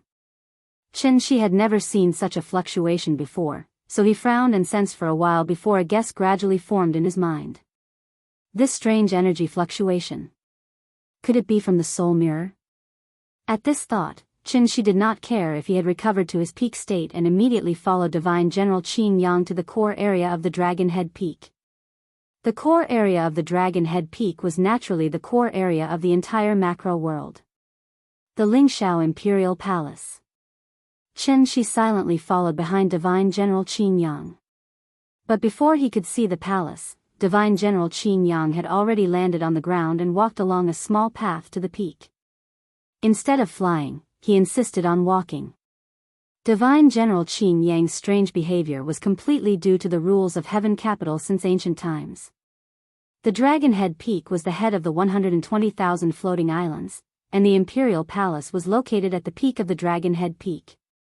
Therefore, apart from the 10 heavenly venerables, no one could be above the Imperial Palace. Not even a Divine General. Qin Shi obediently followed behind Divine General Qin Yang and walked all the way to the peak of the mountain. As soon as he reached the peak of the mountain, his vision suddenly opened up. Following which, Qin Shi discovered that the peak of the Dragon Head Peak was extremely flat, as if someone had used a sword to flatten it. At the same time, a huge palace that spanned across the peak of the mountain entered Qin Shi's eyes. This is the Imperial Palace? The Imperial Palace spanned across the peak of the Dragon Head Peak, and the first impression it gave was that it was majestic and magnificent. However, Qin Shi didn't even have time to carefully observe the Imperial Extreme Hall in front of him. His attention was completely attracted by the plaza at the entrance of the hall. This was a huge plaza that was comparable in size to the Zhonghai Gymnasium. There seemed to be some kind of activity going on in the plaza, and there were actually many people sitting cross-legged there. At a rough count, there were at least a few thousand people. However, although there were many people in the plaza, it wasn't enough to make Qin Shi stop and look. What he really cared about was... Actually, it was that copper mirror that was floating in the middle of the plaza and constantly emitting divine light. In an instant. 10,000 years in a glance. The moment Qin Shi saw this Dharma treasure, the name of this Dharma treasure suddenly jumped out from the bottom of his heart, Sky-bearing Technique Floating Dawn Mirror. Qin Shi silently sized up the soul mirror in front of him. The soul mirror was constantly shining with divine light, and an unknown energy wave was constantly circulating around it. With one look, one could tell that such a phenomenon was definitely not ordinary. However, in front of a supreme treasure, Qin couldn't help but feel a sense of disgust, and he couldn't help but want to smash it into pieces. It was this stupid mirror. It was the one that caused his family to be separated, and he almost lost his family. Thinking of this, Qin couldn't help but have a murderous look in his eyes, and he couldn't help but want to take it away on the spot. However, just as Qin was about to do something evil, an old man sitting cross-legged in the middle of the hall seemed to have noticed something, and then he suddenly opened his eyes and shouted sternly outside the hall, "Who is it? How dare you come to my Dragon Head Peak and behave so atrociously?" Before he finished speaking, the old man raised his hand and waved his sleeve.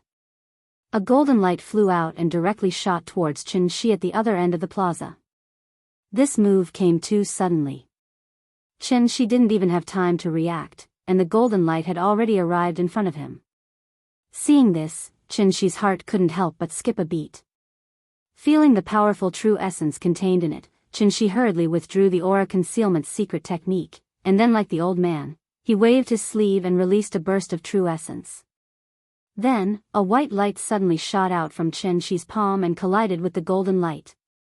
Please remember the domain name of this book. 9 Heavens Divine Emperor Mobile Version Reading Website.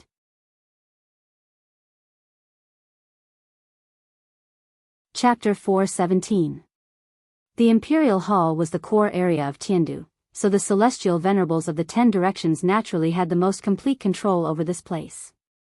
Although Qin had the aura concealment secret technique to protect his body, the moment he saw the sky-bearing technique, he couldn't help but feel a ripple in his heart. That was why a celestial venerable sitting cross-legged in the main hall sensed something strange. And this celestial venerable who keenly sensed that someone had trespassed on Dragon Head Peak was someone Qin had long heard of, Yuhuan Tianzuan. Although they had never met before, Yuhuan Tianzuan's reputation had long been branded in Qin's heart. After all, apart from being Wushu's biological father, Yuhuan Tianzuan was also the leader of the 10 celestial venerables. If Tiandu was compared to a large multinational company, then Yuhuan Tianzuan was obviously the executive chairman of the company. One could imagine how powerful he was. Therefore, when Yuhuan Tianzuan casually released a burst of true essence, everyone was alarmed. That golden light came too suddenly. After shooting out of the main hall, it was like a laser that pierced through the entire square. Seeing this, everyone couldn't help but look sideways. Just as everyone was feeling strange, a figure appeared out of thin air in front of the originally empty mountain gate. Immediately after, that person casually released a ray of white light under the gazes of everyone, colliding with the golden light that shot out from the main hall. Bang! Suddenly, a huge explosion sounded. After all, it was a battle between celestial venerables, so the few star lords closest to the center of the explosion were sent flying by the dispersing force. This scene was very similar to the school field at noon. Thousands of teachers and students were excitedly doing broadcast gymnastics. Suddenly, the flag-raising platform exploded for no reason. It was easy to imagine how shocked and astonished everyone present was. In the tens of thousands of years of history of Tiandu, it wasn't that no one had caused trouble on Dragon Head Peak Square. But to dare to cause trouble when all the celestial venerables were gathered on Dragon Head Peak. Qin was the first. As the explosion gradually subsided, Qin's figure was clearly reflected in everyone's eyes.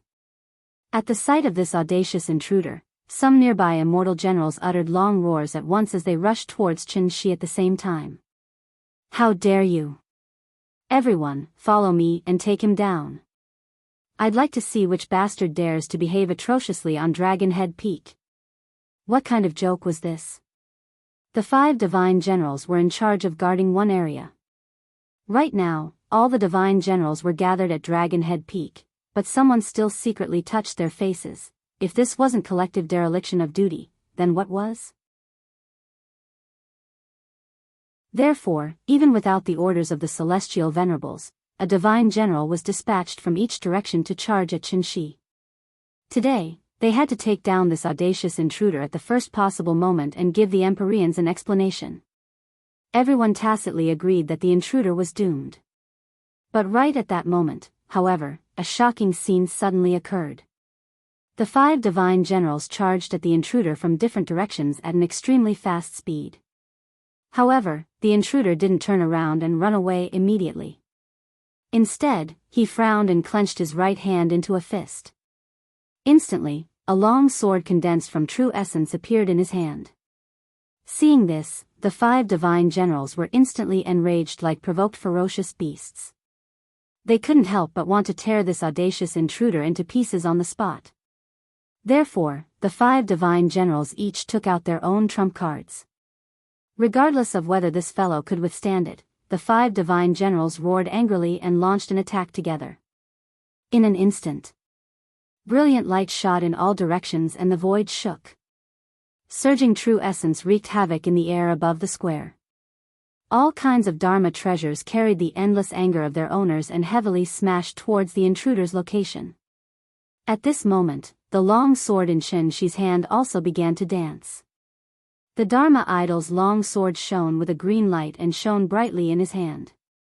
Even compared to the colorful Dharma treasures in the hands of the divine generals, the Dharma idols of the divine generals did not lose out in terms of appearance. Chen Shi's original plan was to sneak in and observe. He didn't want to alert the enemy.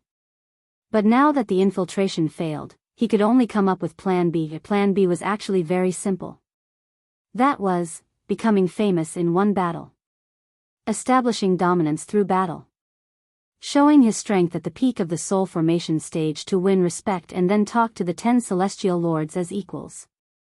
Since he wanted to establish dominance, he had to show 120% of his ability in the first move. Although the moonlight sword technique was exquisite, it was not shocking enough. So after Chen Shi thought about it for a while, just now, he took out the killing weapon that he had always been unwilling to use in actual combat, the Xuanpu sword technique. The grain god did not die because of the Xuanpu, reed, pin, betrothal. The Xuanpu gate was the root of heaven and earth. It was continuous and did not need to be used diligently. This move was called Xuanpu. With the creation of yin and yang as the root, the 5 elements and 8 trigrams as the form, there were 8 moves. Qianqian was as strong as the sky, and Dui said it was like rain. Li was as beautiful as the sun, and shook like thunder. Sun entered like the wind, and Qin sank like the water. Zhen stopped like the mountain, and Kuan was like the earth. The 8 moves swayed 64 times, and the combination changed. The exquisite parts were endless, and the intricate parts were intertwined. Chen Shi was now using the first move, sword-raising technique, sword-raising 6 dragons to heaven, grand universe. This sword technique was also the most precious treasure of the heavenly evolution divine sect, but very few people used it. The reason was not that it was not good. Instead, it was because it was too good that very few people used it. After all, things like cultivation techniques, just like feelings, what was suitable for oneself was the best.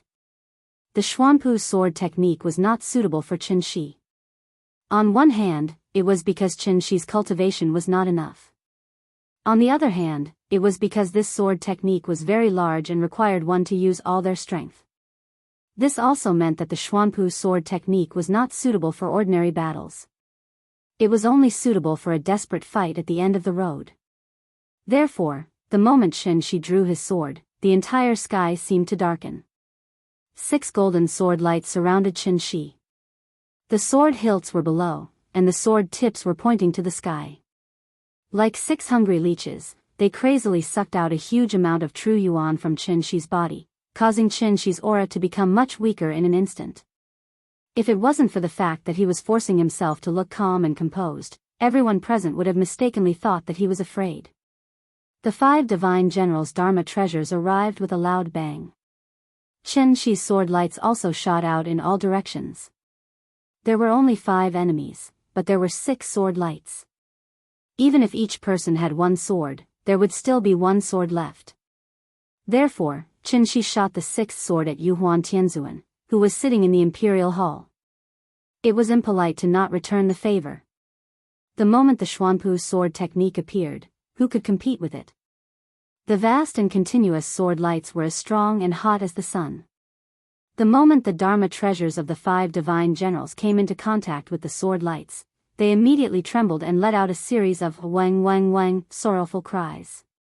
Then, under the shocked expressions of the 5 divine generals, the 5 sword lights showed an unstoppable force, and at the same time, sent the 5 grade 9 spiritual treasures flying. Then, they continued to shoot towards their location.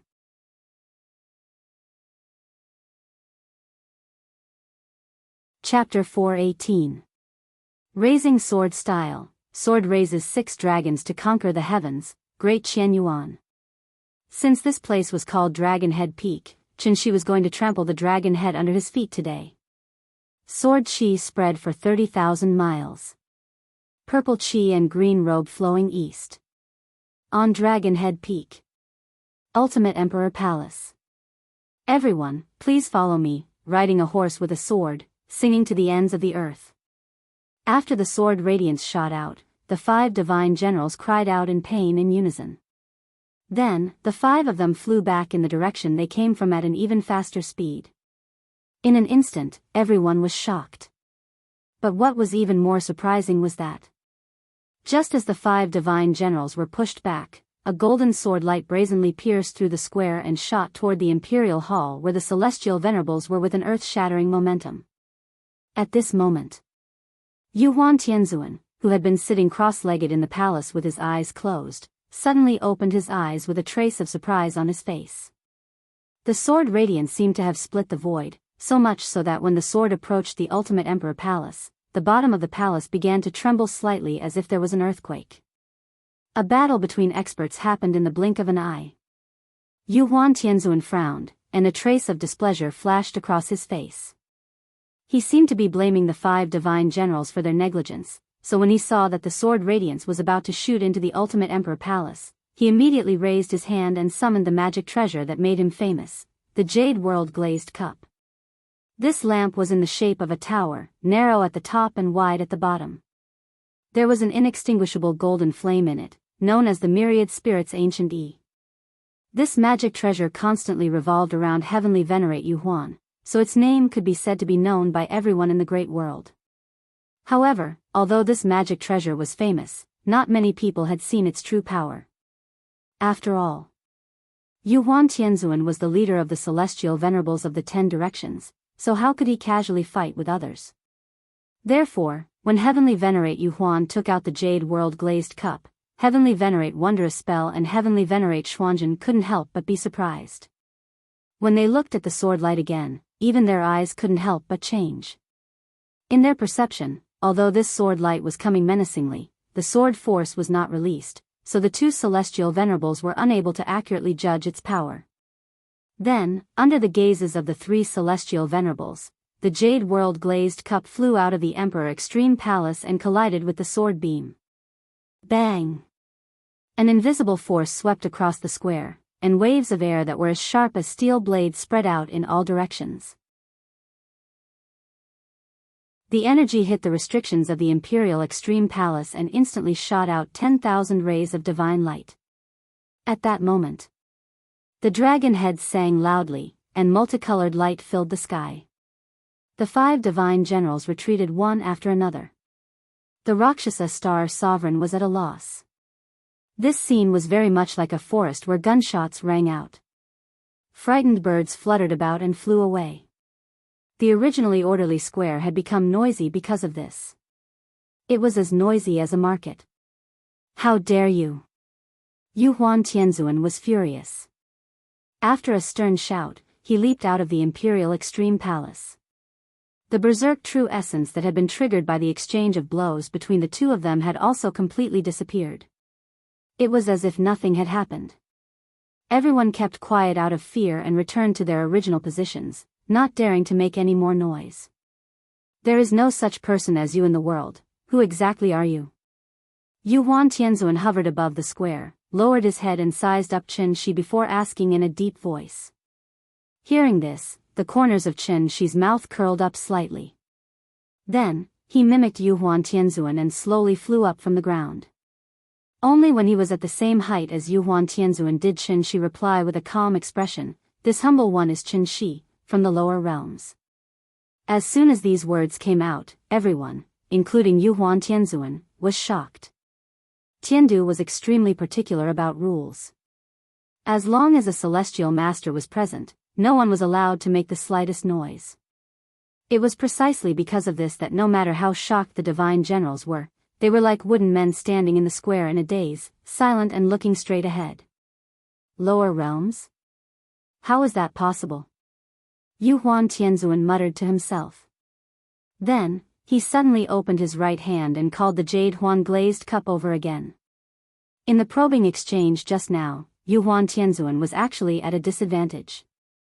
Of course, it could also be said that Yu Huan Tianzuan did not use his true strength, so Qin Shi was lucky enough to take advantage of it. But one had to know that this advantage was not something that anyone could take advantage of.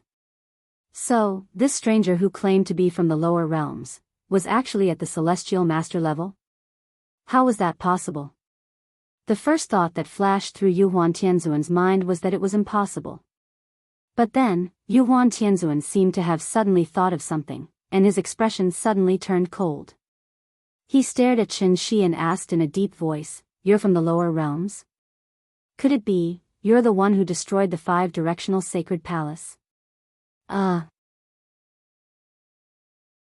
After hearing this, Qin Shi's face suddenly stiffened, and he replied somewhat embarrassedly, "It's a misunderstanding, it's all a misunderstanding." At this time, Heavenly Venerable Wondrous Spell and Heavenly Venerable Xuanjun also flew out of the Imperial Extreme Palace. Heavenly Venerable Wondrous Spell heard the conversation between the two, so before Yu Huan Tianzuan could continue asking, he could not help but ask, "In that case, Changli died at your hands?" Changli was a divine general, after all. How could he have died silently in the lower realms? Since this person in front of him had the strength of a heavenly venerable, and at the same time said that he was from the lower realms, in that case, everything made sense. Faced with Heavenly Venerable Wondrous Spell's criticism, Qin Shi suddenly did not know how to answer. And his hesitation, it also indirectly confirmed the guesses of the 3 Heavenly Venerables. Therefore, the scene that could barely be considered harmonious suddenly became like a gas station on fire. It exploded in an instant. Yu Huan Tianzuan's pupils shrank, and then he muttered in a very strange tone, "So it's you, destroying the foundation of the divine ancestor, cutting off the path of my heavenly capital, Changli, Qingwan, Baihong, Shuixiang, and my son Wuxiu." The moment he mentioned the 2 words Wuxiu, Yu Huan Tianzuan clearly paused for a moment. Then, an uncontrollable anger flashed in his eyes. In a moment of agitation, Yu Huan Tianzuan no longer had the sage-like aura of the past. He was like an enraged lion, he bared his teeth, and his beard and hair stood on end. "You committed all kinds of monstrous crimes in the lower realms, and today you actually dare to come to my Dragon Head Peak to cause trouble? Do you really think that there's no one in my heavenly capital? Hateful. Hateful. Since you're bent on courting death, this old man will make an exception today and send you on your way. You little thief, hand over your life." Before he finished speaking, the jade world glazed cup in Yu Huan Tianzuan's hand was like a meteor, drawing a streak of light in the air, and then ruthlessly smashed towards Qin Shi.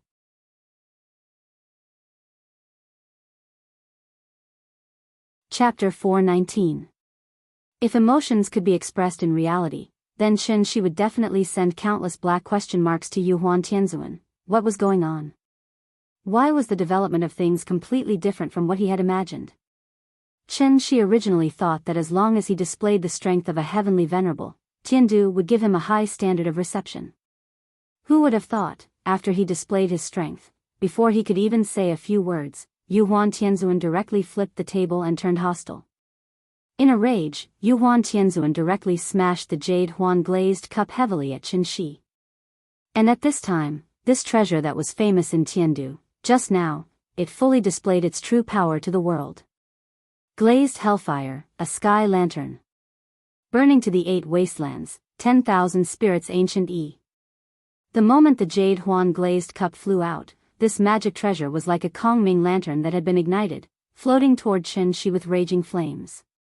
As the glazed cup got closer and closer to Qin Shi's position, the fire was so big that it could be said to be burning the prairie and the sky. Because Dragon Head Peak was protected by the array, the fire did not rush out of the array, but raged and burned crazily inside the array. As a result, many Star Lords with lower cultivation were scared out of their wits on the spot, and could only shrink in the corner of the square and tremble.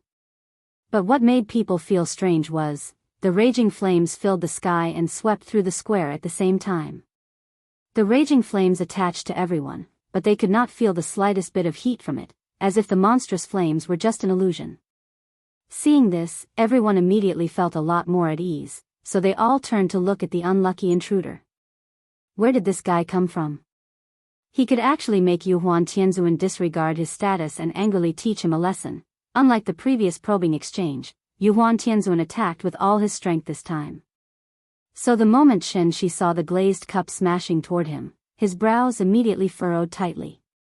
To be honest, Chen Shi didn't expect Yuhuan Tianzuan to be so aggressive, although he had indeed caused a lot of trouble for Heaven Capital when he was on Earth. It was all out of self-defense, so Chen Shi had always felt that. As long as he could have a good talk with Tiandu, there would still be room for mediation. However, Chen Shi's idea was good. However, the other party didn't listen to him and came at him aggressively. They didn't even give him a chance to explain. What happened? You become a victim? The life and death of the love of my life is uncertain. My beloved daughter is still young and has no one to rely on. I went through a lot of hardships to return to Earth, but I didn't expect that after a few days of happiness, I would end up being separated from my family. How could Chen Shi accept this? All of this was because of these damned ancient cultivators. Thinking of this, even though Chen Shi had experienced 200 years of mental toughening in the dark space, at this moment, a monstrous hatred rose in his heart. So, the moment he saw the jade-glazed cup flying over, Chen Shi immediately waved the godly sword Dharma power in his hand and pointed the sword at Yuhuan Tianzuan. At the same time, he shouted sternly. I didn't want to be enemies with Heaven Capital, but you just had to be so aggressive, Heaven Capital, Heavenly Master, using your name to shout so loudly. Am I really afraid of you? At the same time, the godly sword Dharma power in Chen Shi's hand also danced. The long sword swept across the sky, stirring up a breeze like a ribbon. Strand after strand, winding around Chen Shi's body. The breeze blew the ends of his hair and also ruffled his clothes. There was no earth-shattering scene, but Chen Shi's momentum suddenly rose along with the breeze. At the moment when the jade-glazed cup was about to hit him, Chen Shi waved the long sword in his hand. If the sky was divided into two halves, then one side would be a raging flame, and the other side would be a formless breeze. Mysterious sword formula, changing sword style, windy sky, a gentleman should be virtuous. When the flame met the breeze, the sun was just right, and the breeze was not dry. If the great Xian Yuan was a strong heavy sword, then windy sky was a soft and long soft sword. The jade-glazed cup was like a fireball, fiercely smashing toward Chen Shi. However, just as the fireball was about to hit Chen Shi, an invisible net of sword chi blocked it. Just like the moment when a football was shot into the goal frame, the fireball rolled in the net of sword chi for a while before finally helplessly turning into a wisp of black smoke and completely dissipating in the air. Then, the net of sword chi also disappeared into nothingness. This move did not determine the winner or loser. It could be said that they were evenly matched.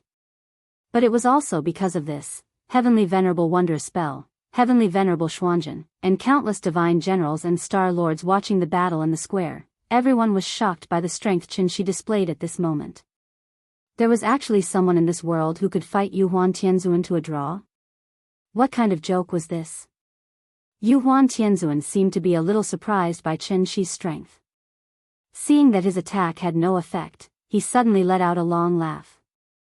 Interesting, I haven't fought with anyone for hundreds of years, Mr. Chen, right?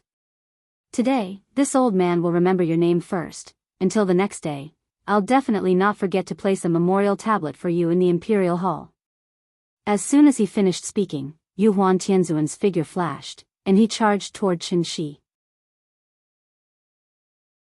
It seemed that, this heavenly venerable, who was usually high and mighty, was really going to fight to his heart's content with Chen Shi today.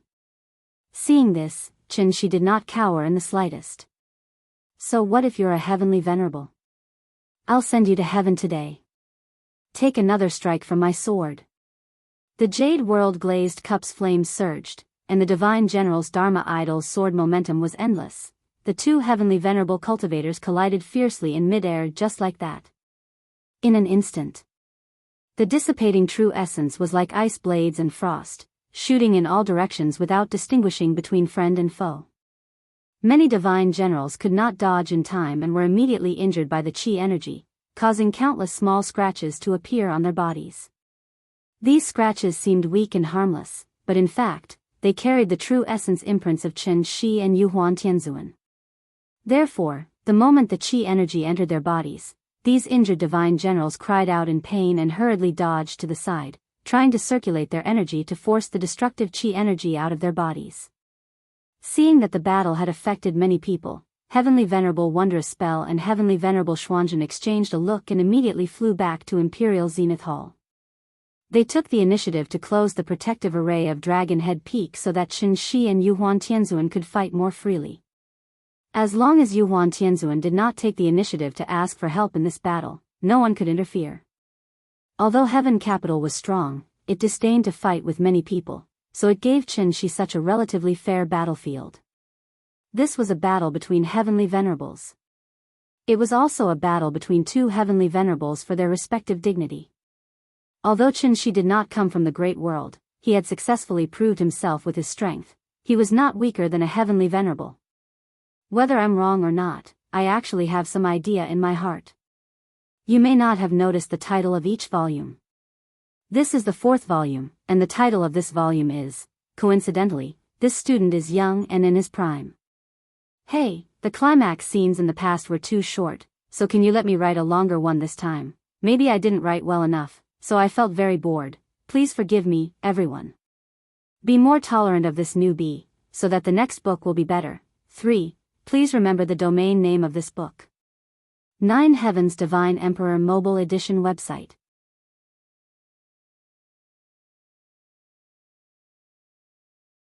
Chapter 420. Titles like Yuhuan Tianzuan and Divine Lord of Dawn were just nicknames.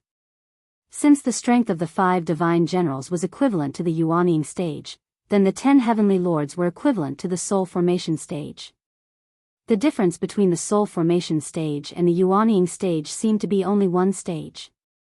But this difference could be said to be the difference between heaven and earth, the difference between clouds and mud. Using the orthodox cultivation heritage of the heavenly jade world as an example, after a cultivator had refined and accumulated their true yuan to a certain extent, they could refine this true yuan to a perfect state and form a golden core. After forming a golden core, the golden core became the foundation of a cultivator's cultivation, and at the same time, it was a hotbed for yuanying. It was like a seed that was scattered in the soil. As long as it was carefully cared for, it would eventually blossom and bear fruit. The flower that blossomed from the golden core, this was the so-called yuanying. Yuanying was formed from the transformation of the golden core. During the entire transformation process, the cultivator's 3 spiritual and 7 physical souls would gradually transfer from the heart to the yuanying. As long as the yuanying was not extinguished, the soul would not dissipate. It was also because of this that even if a cultivator's physical body was destroyed during the yuanying stage, they could still use the yuanying to possess another body and obtain a new life. Qi refinement, foundation establishment, golden core, yuanying, soul formation, void. If the Qi refinement stage was the starting point for one to enter the immortal sect, then the foundation establishment and golden core stages were actually just a process of continuous consolidation. Cultivation was also mainly about refining the spiritual energy of heaven and earth and refining one's own true yuan. In fact, even though the golden core stage was called a heavenly man, they had not truly entered the next level of qualitative change. Only after a cultivator had formed yuanying and merged their soul with the yuanying would they truly begin to undergo a second qualitative change. Therefore, the entire process from Qi refinement to golden core was also called transforming essence into Qi. There were no shortcuts on the path of cultivation. It could be said that one had to take one step at a time. This aspect had not been mentioned before because those below the semi-god realm were nothing but ants. Divine generals seemed high and mighty, but in Chen Shi's eyes, there wasn't much difference between divine generals and celestials. After all, transforming energy into qi was only the first stage. Only when a cultivator broke through to the yuanying stage and began to explore the threshold of the soul formation stage, would they officially step into the second stage, which was refining qi into spirit. Everything was easy to learn, but difficult to master. Cultivation was no exception. It took Chen Shi 500 years to progress from the qi refinement stage to the soul formation stage. Compared to those old freaks who spent thousands of years to reach the soul formation stage, this cultivation speed was already very terrifying. But even with Chen Shi's outstanding talent for cultivation, after reaching the divine transformation stage, it would be extremely difficult to make further breakthroughs. Because at this level, refining essence into qi was no longer the main point. Refining qi into spirit was the main point. The so-called divinity transformation was to fuse yuanying with the divine soul, allowing it to undergo a qualitative change in form, primordial spirit. Golden core, yuanying, primordial spirit. This was a transformation that every cultivator had to go through. Chen Shi's cultivation had already reached the peak of the soul formation stage, only one step away from the insightful emptiness stage. So what he really had to face now was understanding the true meaning of the word void, understanding the first law of heaven and earth, and undergoing another qualitative change. This was something at the next level. Chen Shi had yet to understand it, and Yuhuan Tianzuan was naturally far from it. Let's talk about the Dragon Head Peak first. After Yuhuan Tianzuan charged at Chen Shi, the two immediately engaged in an all-out battle. The intensity of a battle at this level was completely beyond everyone's imagination. There was no concept of planets in the great world. After leaving the floating island, there was only the endless void left. Therefore, after Heavenly Lord Wondrous spells closed the protective array, Yuhuan Tianzuan immediately lured Chen Shi into the depths of the void to prevent the battle from reaching the Imperial Zenith Hall. Without the restriction of the venue, the battle instantly became more intense.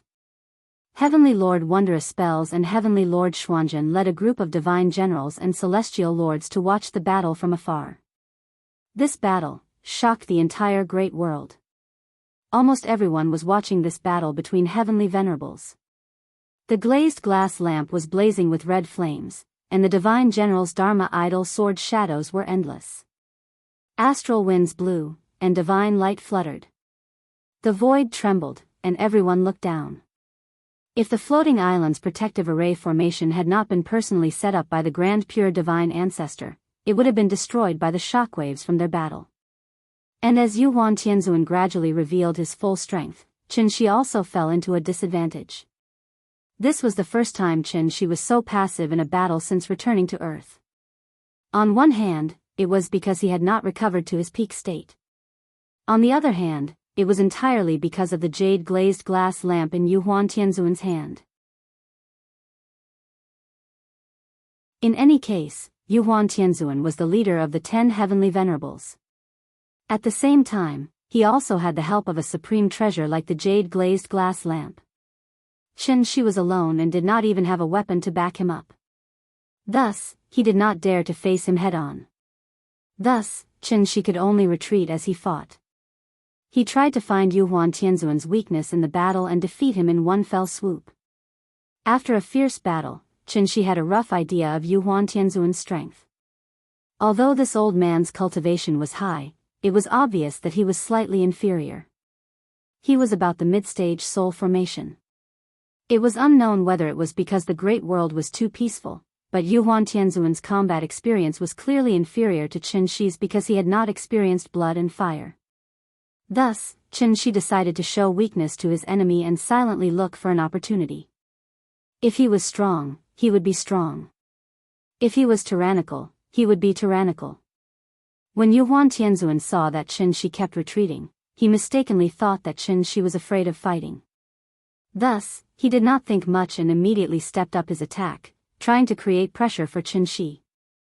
But what Yuhuan Tianzuan did not expect was, just as he threw out the glazed glass lamp again, Chen Shi's eyes suddenly lit up.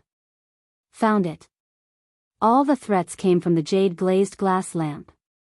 If Yuan Tianzuan had kept the glazed glass lamp by his side and personally went forward to fight with Qin Shi might have some scruples. But now, Yuan Tianzuan threw out the glazed glass lamp, trying to kill him with a supreme treasure. Such a reckless approach was exactly what Qin Shi wanted to see happen. Thus, Qin Shi immediately held his breath and focused, turning a blind eye to the glazed glass lamp in front of him. Instead, he placed all his attention on Yuan Tianzuan. Just as the jade glazed glass lamp was about to hit, Qin Shi drew his sword, changing sword style, kun to softness, even movement is hard. One had to know that the Profound Valley sword art was not a cultivation technique that Qin Shi created himself.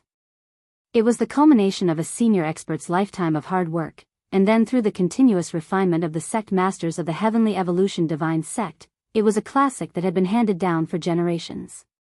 The Profound Valley sword art was exquisite beyond compare. The sword started from Taiji and divided into yin and yang. The 4 trigrams of yang were Qian Dui Li Zhen. The 4 trigrams of yin were Sun Kanzhen Kuan. The 3 trigrams of yang went against the sword, and the 3 trigrams of yin went with the sword. When released, it covered heaven and earth, and hid yin and yang unfathomable. The 6 trigrams of qi shook heaven and earth, and the 4 trigrams of qi went against the flow. The 4 trigrams of the sun and moon, and the stars changed when moved. Qin Shi had pretended to be weak in order to use this killer move. Thus, the moment he drew his sword, the surging true essence immediately affected the qi, and an intense killing intent instantly filled the endless void where the two of them were. Yuan Tianzuan sensed that something was wrong and hurriedly wanted to withdraw the glazed glass lamp. But at this moment, Qin Shi had already swung the sword in his hand.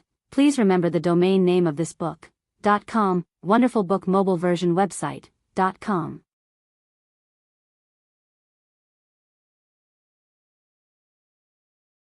Chapter 421. Kun was the softest, and when it moved, it was the strongest.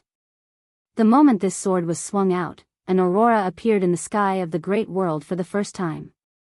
Looking at it from afar, it was so beautiful and dazzling, full of colors. Against the endless void, the sword's shadows that filled the sky were like colorful ribbons.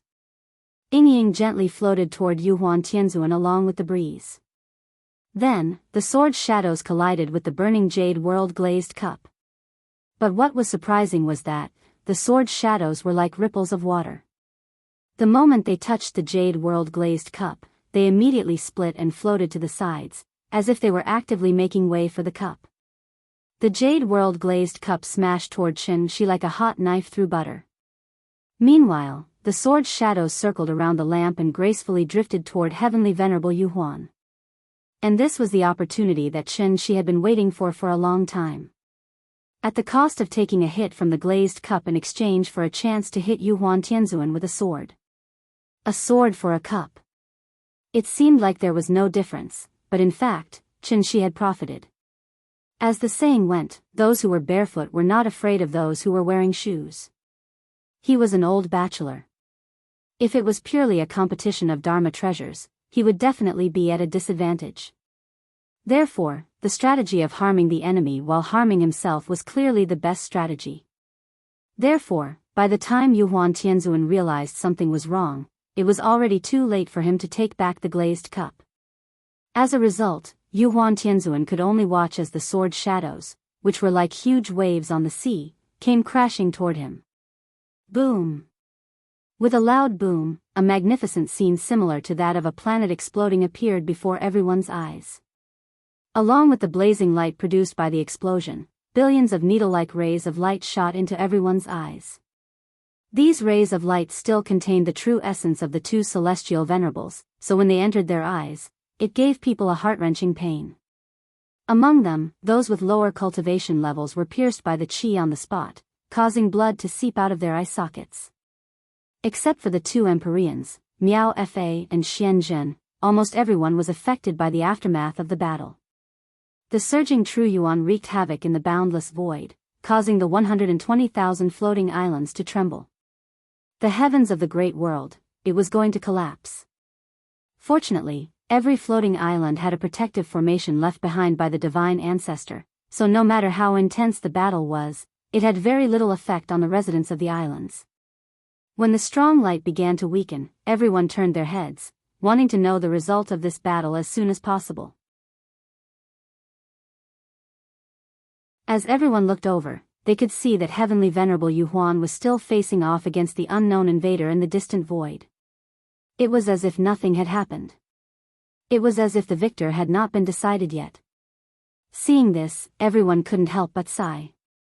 This was indeed a battle between Heavenly Venerables. From the looks of it, it would be impossible to determine the victor in a short period of time. However, just as everyone was looking forward to a more exciting battle scene, Yuhuan Tianzuan suddenly spat out a mouthful of blood essence.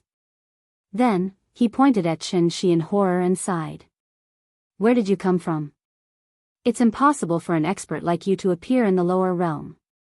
Impossible. After this battle, Yuhuan Tianzuan finally saw Chen Shi's true ability. If he didn't have a defensive magic treasure on him, this sword might have left a mark on his body. Even so, this sword still hurt Yuhuan Tianzuan, so much so that his breathing was obviously a little irregular, and the blood in his chest was constantly surging. "Can we sit down and talk now?" Chen Shi didn't directly answer Yuhuan Tianzuan's question. After he withdrew the divine general celestial body in his hand, he made an inviting gesture to Yuhuan Tianzuan, giving Yuhuan Tianzuan enough face. After all, unless it was absolutely necessary, Chen Shi really didn't want to use force to solve the problem. However, what Chen Shi didn't expect was that, after hearing his words, Yuhuan Tianzuan's eyes suddenly flashed with a trace of ruthlessness. Then, he suddenly sent a voice transmission to the two heavenly venerables, Miaofa and Xuanzhen. "This thief is tricky. Please lend me a hand and take him down." Hearing this, heavenly venerables Miaofa and Xuanzhen couldn't help but look at each other. They seemed to have some concerns in their hearts. It was not that they didn't want to help, but because of their status, they felt that it was a little difficult.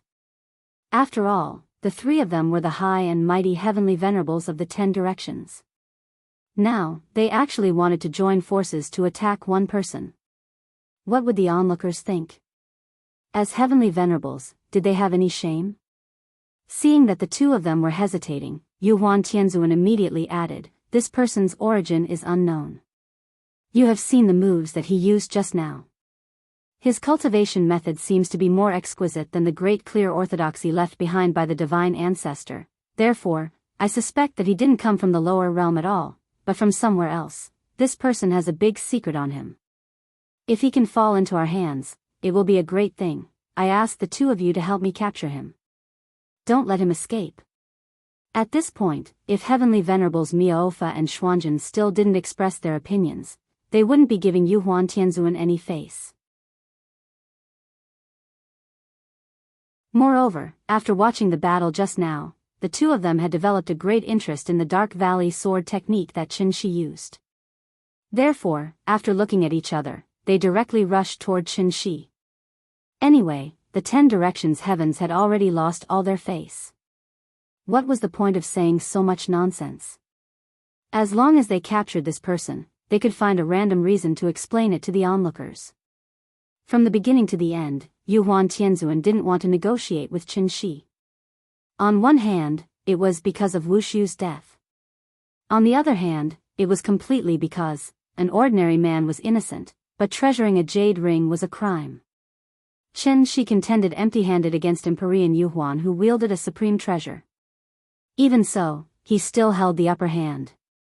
Therefore, Yuhuan Tianzuan didn't need to think with his but to know, Chen Shi's cultivation method was definitely stronger than the great clear orthodoxy. How could he not be tempted? Everyone wanted to improve, and Yuhuan Tianzuan was no exception. Therefore, a scene that made everyone's jaws drop happened. 3 heavenly venerables actually attacked that unknown intruder at the same time? Was this a group attack because they couldn't win in a one-on-one fight? Chen Shi's condition wasn't very good to begin with. In the battle just now, although he was lucky enough to win against Yuhuan Tianzuan, he had also used up most of his energy. Now that he saw the 3 heavenly venerables charging at him at the same time, Chen Shi's first thought was to run. However, as soon as this thought appeared, it was immediately thrown out of his mind. He couldn't run. Ying was still waiting for him to save her. The soul mirror was in the square outside the Imperial Hall, so, even if he died today, he had to smash that broken mirror first. Alright, the updates were not good enough. Even breathing was wrong, big bosses, I was wrong. You read a lot, so of course you know the traditional cultivation realms, but some readers don't know. As a salted fish, I really don't dare to promise how much I will update every day. I also don't want to lie to you and paint a big picture for you. In short, under the situation of maintaining daily updates, I'll update as much as I can. Look, I updated early today, so I can save 300 more words there at night.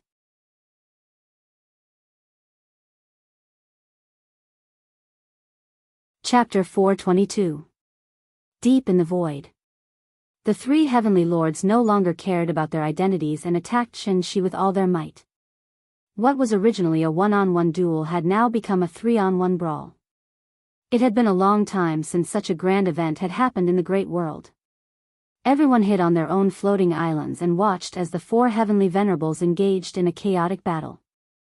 Heavenly Lord Wondrous Spell and Heavenly Lord Xuanzhen's cultivation were slightly lower than Yuhuan Tianzuan's. They were about the early stage of the soul formation realm. Using the soul formation realm as an example, each realm could be roughly divided into the early stage, the middle stage, the late stage, and the peak stage, which was only half a step away from the next realm.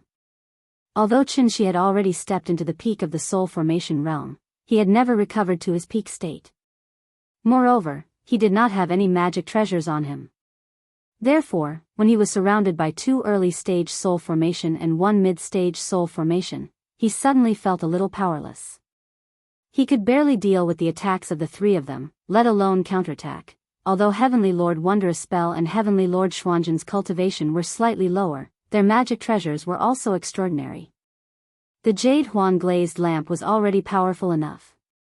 However, if Heavenly Lord Wondrous Spell's 8-view palace lantern and Heavenly Lord Xuanzhen's coffin lamp were added, these three magic treasures that looked like lanterns combined to form a top-notch treasure that could shake the entire heaven capital, the three lanterns of heaven, earth, and man. Among them, the Jade Huan glazed lamp was heaven, the 8-view palace lantern was earth, and the coffin lamp was man. Similar to the Jade Huan glazed lamp, there was a flame in the 8-view palace lantern called the sky-burning purple flame. There was also a flame in the coffin lamp called the netherworld ghost flame. If the Jade Huan glazed lamp's myriad spirit ancient E was added, then the three most powerful flames in the world were all here. Qin did not recognize these three magic treasures, so naturally, he had never heard of the names of these three flames. However, his intuition told him that these three flames must not be touched. Once touched, the three flames would be like maggots in his bones. With his true essence as fuel, they would burn him to ashes. The three of them held the flames in their hands and pressed on. Qin defended himself with his sword and retreated as he fought.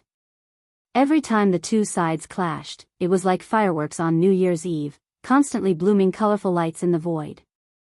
Every time they clashed, the energy waves produced by their true yuan would constantly crash into the defensive formation of the 120,000 floating islands. For a moment, divine light filled the sky, shaking the void. What a magnificent scene! However, it was also in this seemingly gorgeous scene that a murderous aura was lurking. The slightest bit of carelessness would cause Qin to meet a tragic end. Qin had no chance of winning. However, he did not run away. Instead, he used all of his strength to fight against the three celestial venerables at the same time. He didn't want to defeat the three of them. Instead, he wanted to use the floating dawn mirror. Since it was for Ying, it was also for Ninian. Thus, without the three celestial venerables noticing, Qin gradually pulled the battlefield to the vicinity of Dragon Head Peak. They were so close that the onlookers on the island could even clearly see the different expressions on their faces. The battle lasted for a long time. Qin also persisted for a long time. When the three celestial venerables once again released the heaven, earth, and man lanterns at the same time, Qin's true essence was obviously insufficient. This caused his sword to be slower by a beat, allowing the 3 heaven, earth, and man lanterns to successfully reach him. In an instant, true essence surged, and flames burst forth. The 3 heaven, earth, and man lanterns hit Qin Shi's chest at the same time, causing him to spit out a mouthful of blood. Then, like a meteor falling to earth, his entire body was on fire as he fiercely smashed into the square of Dragon Head Peak from the sky. Seeing this, the heavenly generals and star venerables on the square instantly scattered like frightened beasts. What kind of joke was this?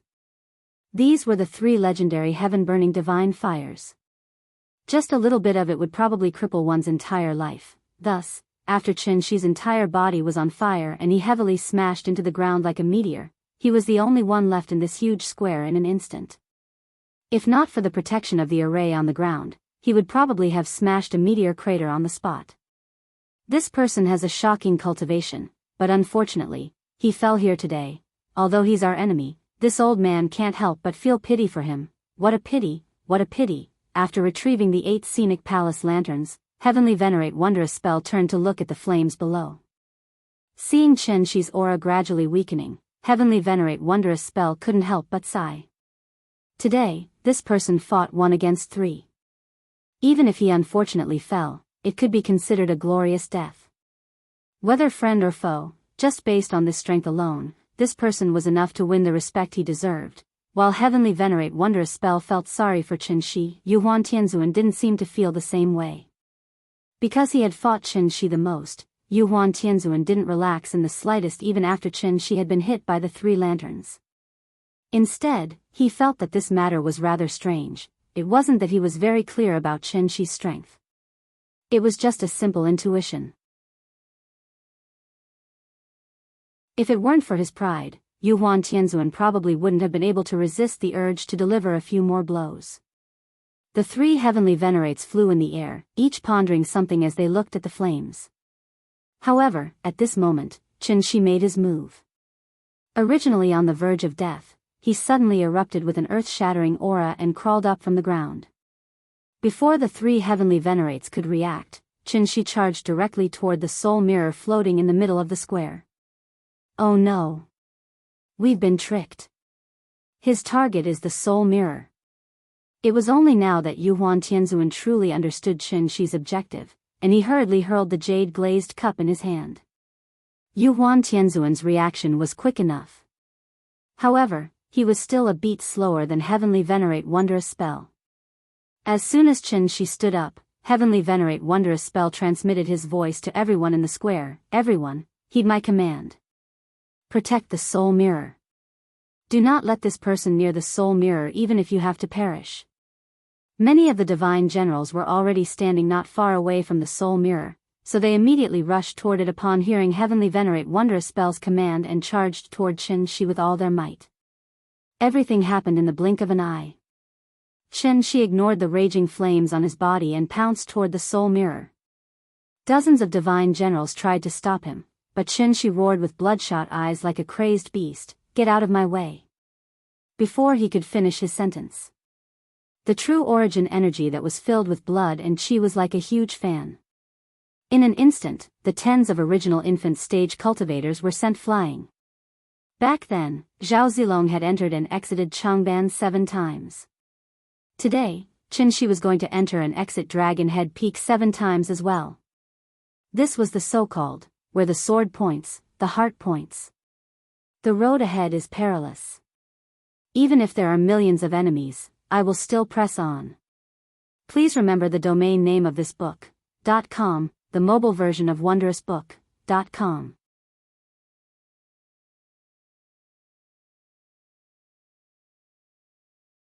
Chapter 423. Qin Shi had been secretly observing the situation for a long time. The heaven-bearing effect floating mirror had been suspended in the air above the plaza this entire time, and it was constantly spinning like a top while releasing some kind of unknown energy fluctuations into the outside world.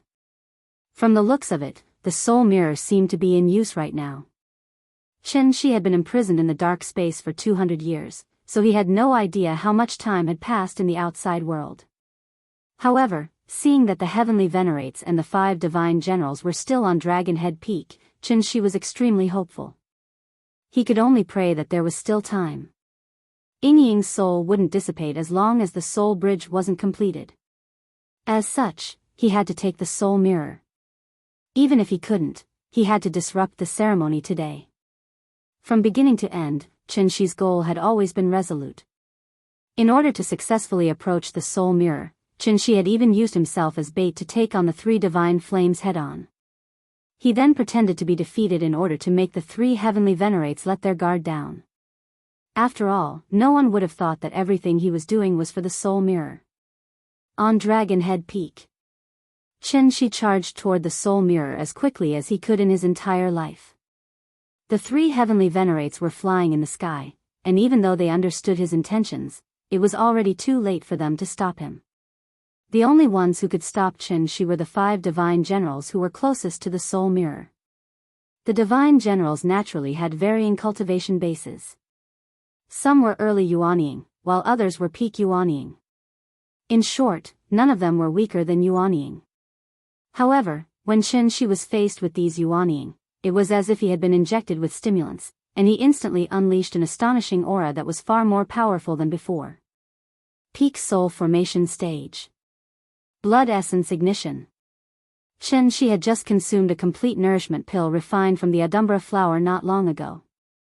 However, this medicinal effect alone was not enough to make up for the loss of blood essence. At best, it could only heal his internal injuries and provide a little help for Shi to condense another drop of blood essence. Shi had already burned 2 drops of blood essence before, so this was the last drop of blood essence in his body.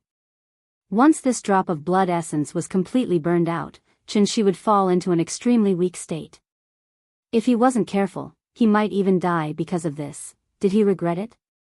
He would never regret it. Even if I die, I will not let my heart be covered in dust. One thing to note here is, even though Shi had burned his blood essence and was ready to cut off all means of retreat, he had never thought of dying here.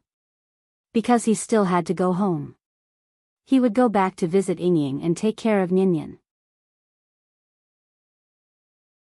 The family of 3 still had a lot of happiness to enjoy. Therefore, he could not die here. Perhaps it was because Shi was almost obsessed with going home, that the aura he unleashed from burning his blood essence was far more powerful than when he was at his peak. In fact, he was even more powerful than the divine monarch Shi of the heavenly Jade Realm, who wielded the Tian Yen divine sword. When a person had a firm belief in their heart, they were invincible. Even though he was surrounded by dozens of nascent soul cultivators, Shi was not the slightest bit afraid. Instead, like the autumn wind sweeping away the fallen leaves, he sent the dozens of cultivators in front of him flying at the same time. The 3 divine flames were still burning fiercely on his body, but Shi didn't seem to feel any pain at all. His surging true essence was also strangely seeping with blood energy. In this state where blood and fire intertwined, Shi was on the brink of insanity. After using brute force to clear the obstacles in front of him, he abruptly pounced toward the soul mirror. The soul mirror was still spinning in midair. Shi could even clearly see the patterns on the mirror. However, just as his fingers were about to touch the soul mirror, this primordial treasure that had saved the primordial immortal cultivators suddenly emitted an extremely dazzling light. Shi didn't even have time to react before this ray of light was like a battering ram, violently sending him flying. Pfft! Shi spat out a mouthful of blood as he crashed heavily to the ground. Shi didn't stop as he looked at the invisible wall in front of him. He immediately flew up as soon as he landed and charged toward the soul mirror again. It was clear that the soul mirror was protected by a spell formation. Under normal circumstances, Shi might have been able to think of a way to break the spell formation.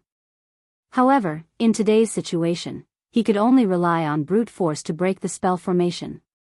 Without any hesitation, the image of the divine sword appeared in Shi's hand again. It was just a defensive spell formation. Even if the Tai Ching sacred ancestor was here, Shi would still destroy it. Break! As Shi swung his sword, countless images of the divine sword appeared in the air. The third technique of the Moonlight Sword technique, 10,000 Swords of Origin. An endless stream of sword shadows rose up like a long dragon and crashed into the spell formation protecting the soul mirror. Each sword represented a single collision. When the first sword smashed into the array and shattered, the second sword followed closely behind. One sword after another, it was an endless stream of attacks. The sword shadows would not stop until the spell formation was broken. In the blink of an eye, the spell formation had been struck thousands of times, and each time, it was at the same spot. She was trying to break the spell formation with a single point. Even though the spell formation had been set up by the sacred ancestor many years ago, it was beginning to falter in the face of such violent attacks. How could the three heavenly venerables allow Shi to break the spell formation so easily? Thus, while Shi was busy hacking at the spell formation, the three lanterns of heaven, earth, and man crashed into Shi's back. Bam! With a loud bang, the power of the three lanterns crashed into Shi's body. This was the combined attack of three soul formation cultivators. However, Shi gritted his teeth and endured it. He was still in the same position as before. The moment the three lanterns hit him, Shi did not resist at all. Instead, he used his body as a medium to increase the power of the spell formation by 30%. Break! Ah! Shi roared angrily, and a crack appeared in the spell formation protecting the soul mirror. Seeing this, Shi couldn't help but smile. He didn't care how serious his injuries were. He swung the sword in his hand and viciously slashed at the damned mirror. The first technique of the Moonlight Sword technique, Hidden Void Sword. After exhausting all of his true essence to slash out this sword strike, Shi's heart that had been tightly wounded finally relaxed. At this moment, he was very calm and relaxed. Because he really did his best. Shi didn't look at the soul mirror again. Instead, he turned around and looked behind him. As he turned around, the shadows of the three lanterns of heaven, earth, and man appeared clearly in his eyes, and they became bigger and bigger. Shi smiled and didn't resist anymore. He just calmly closed his eyes. Ying, I'm sorry, I failed to keep our promise. Nian, I'm sorry, Daddy can't take care of you anymore. The three lanterns came crashing down. However, Shi calmly opened his arms and began to recall the happy memories of the past. He was very tired. It was time to rest. The only regret was, I might not be able to see you again. I'm sorry, the two women I love the most in my life. There was no end, and there was no messy ending. Don't be agitated, don't be angry, let's talk nicely. Please remember the domain name of this book. .com, the mobile version of this book. .com.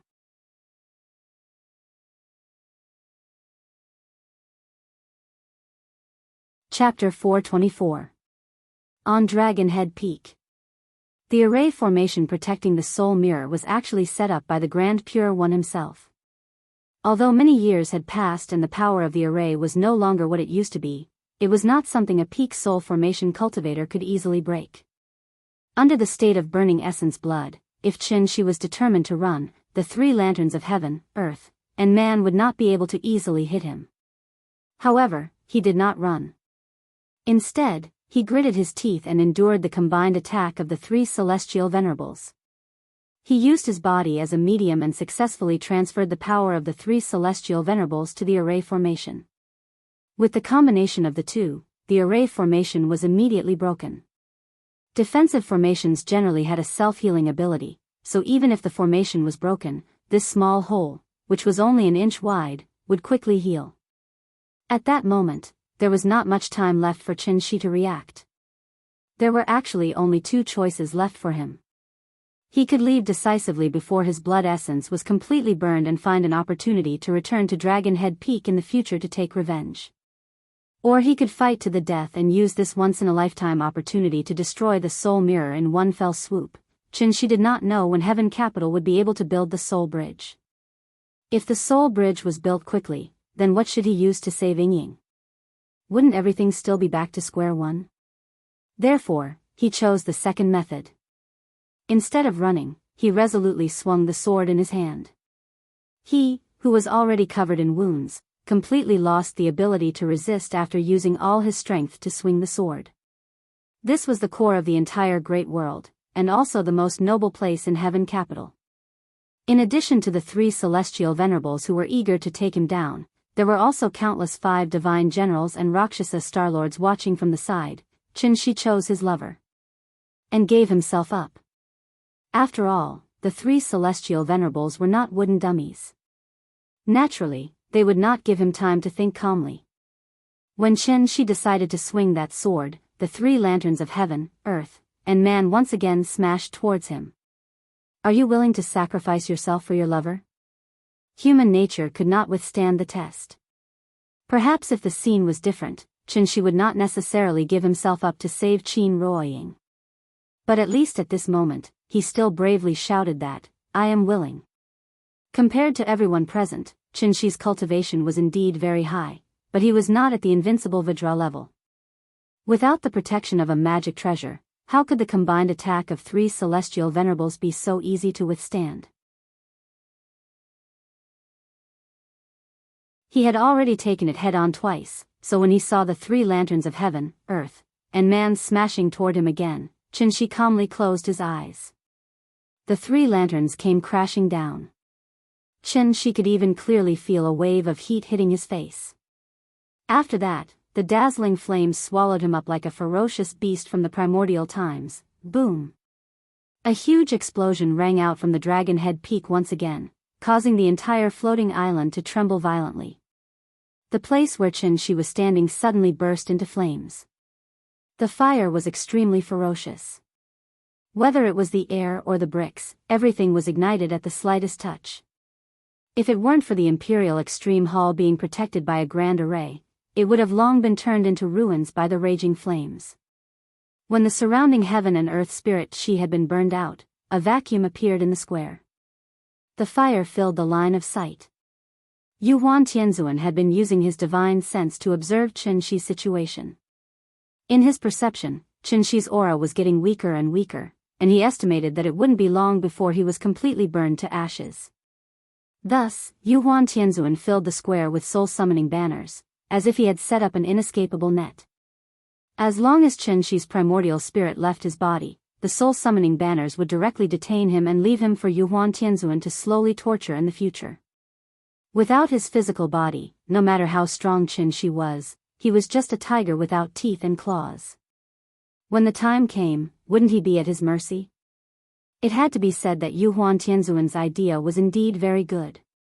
But he waited for a long time, and even when Chin-shi's aura had completely disappeared, he still didn't see Chin-shi's primordial spirit fly out of the flames. Seeing this, Yuan Tianzuan immediately frowned and hurriedly recalled the myriad spirit ancient E with the lapis lazuli lamp, then carefully searched the square.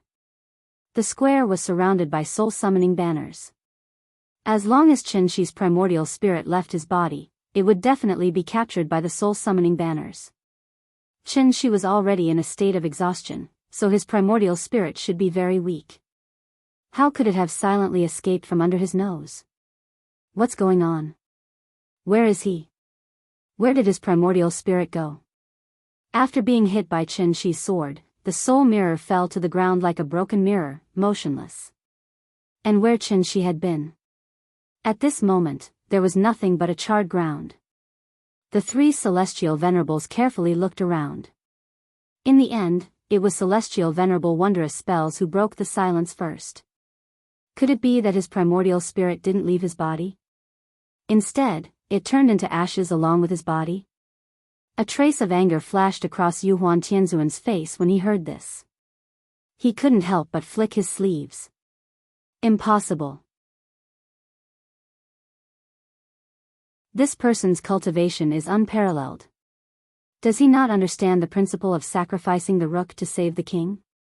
His primordial spirit must be hidden somewhere here. Perhaps he used some secret technique to hide it from us. Generals, listen up. Today, even if we have to turn Dragon Head Peak upside down, we must find that bastard's primordial spirit. Yes, sir. Following Heavenly Venerate Yuhuan's command, the divine generals and star venerates who had been watching from the sidelines all rushed to the plaza and began a vigorous cleaning. He was certain that Qin Shi's primordial spirit was still in the array, so he was determined to find Qin Shi. In fact, the moment the three lanterns of heaven, earth, and man blasted toward Qin Shi's figure strangely disappeared. Not only did the three celestial venerables not notice anything strange, but even Qin Shi himself didn't notice anything strange. Qin Shi closed his eyes and waited for death. The pain he imagined did not come for a long time. When he opened his eyes again, there was only darkness in front of him. Yuhuan Tianzuan was gone. Dragon Head Peak was gone. Even the entire great world was gone. There was only endless darkness in front of him. Qin Shi was all too familiar with this kind of darkness. Why am I back here again? Qin Shi was startled, countless thoughts flashing through her mind in an instant. Could it be that he had been in this dark space all this time? He had never left at all?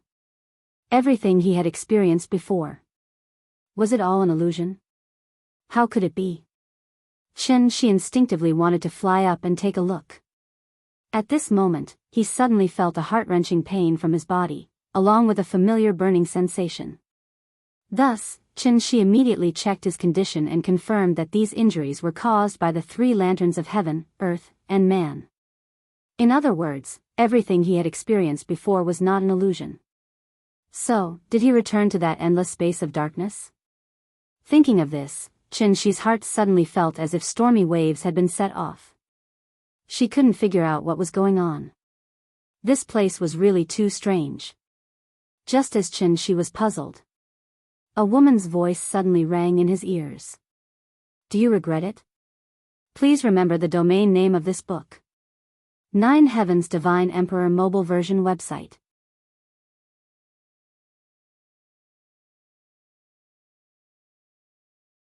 Chapter 425.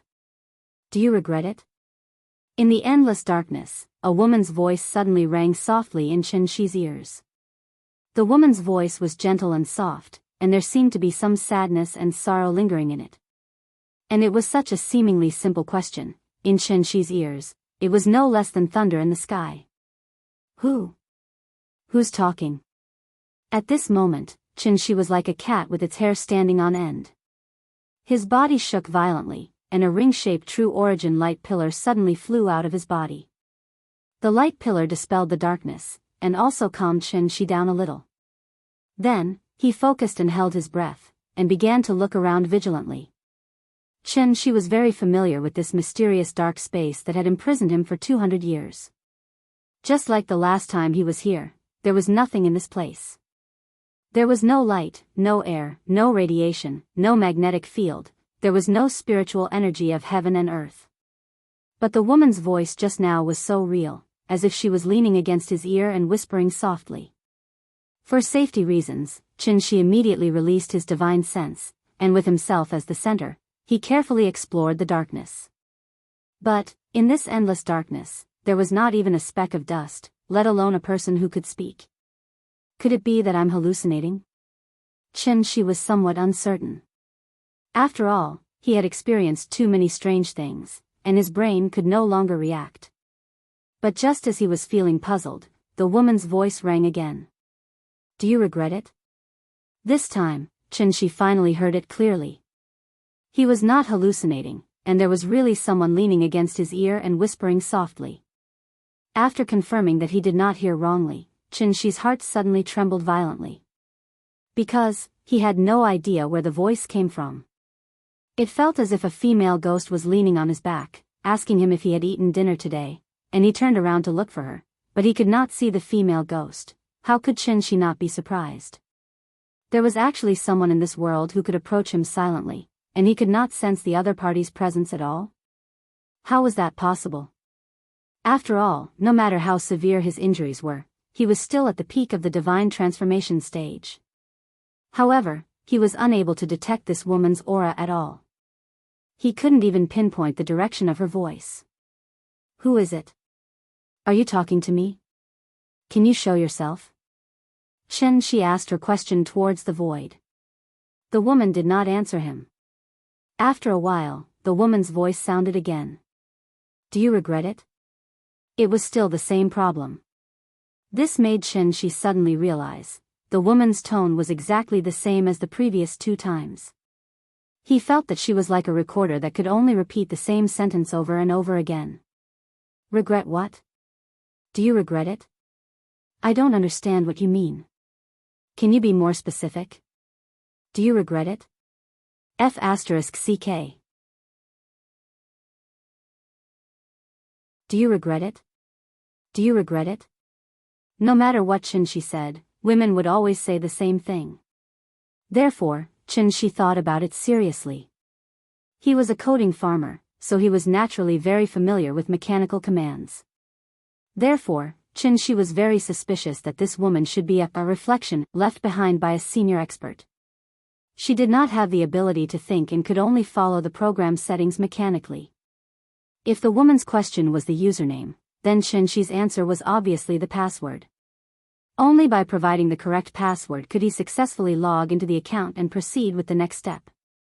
Therefore, when the woman asked again, Qin answered decisively, I don't regret it. He originally just wanted to verify his guess. Who would have thought, the moment the words I don't regret it blurted out, a bolt of lightning suddenly struck down from the endless dark space. The lightning came extremely quickly. Before Qin could even react, the lightning had already struck not far in front of him. In front of him was an empty dark void. However, after the lightning struck, it seemed to have struck something and instantly exploded into a large ball of purple flames. The scene in front of him was simply too strange. Qin subconsciously wanted to turn around and leave, only to find that he could not move his body. At this moment, the ball of purple flames floating in the void slowly drifted toward him. Qin watched as the flames gradually approached him.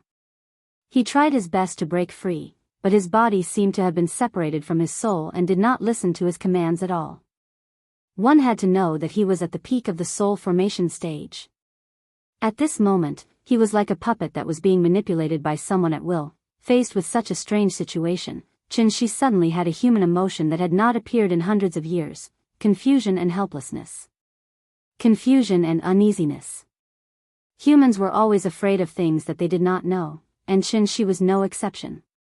It was also at this moment that he finally realized how insignificant he was. So what if he was at the soul formation stage? The purple flames were getting closer and closer to Qin. It was only when they were about to touch him that the purple flames suddenly stopped.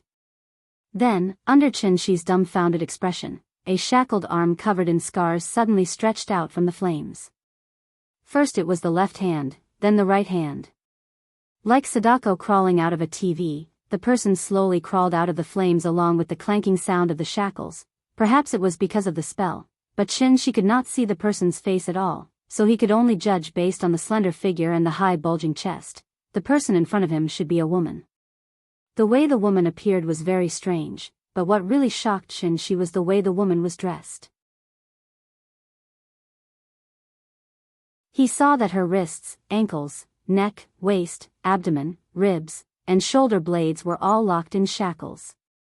9 chains thicker than her arms were connected to the shackles, so every time the woman moved, the chains all over her body would jingle non-stop. Her clothes were ragged, and Qin could even see half of her chest. And the parts of her body that were not covered by clothes were full of terrifying scars. Qin was stunned. The woman's appearance was completely different from what he had imagined. He originally thought that the other party was some hidden expert, at least at the same level as the Taiqing divine ancestor, so she could easily bring him here from the Dragon Head Peak. Who would have thought that this woman was dressed like a prisoner? Qin stared at the woman in front of him in a daze, and only a blank was left in his mind. And at this moment, the woman who crawled out of the flames directly pressed her blurry face against Qin's face, and then asked again, "Are you willing?"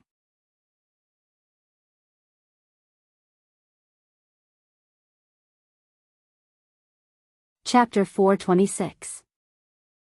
Are you willing? Even though the woman's face was only 2 or 3 centimeters away from Qin, he still couldn't see the woman's face clearly. He only felt that his vision was blurry, and he couldn't even distinguish her facial features. It felt like a thick layer of mosaic.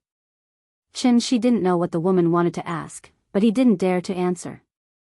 After all, he didn't even know what the woman was asking. What if he answered wrongly? A bank card password would be temporarily frozen if it was entered wrongly 3 times, not to mention the strange and mysterious woman in front of him. Although the woman was close, she couldn't feel any trace of her existence. There was no body temperature, no breath, no sound, and no smell. Whether it was breath, or aura. This woman had none of that. She was like a lifeless, still painting. As long as she closed his eyes, he wouldn't be able to sense the woman's existence.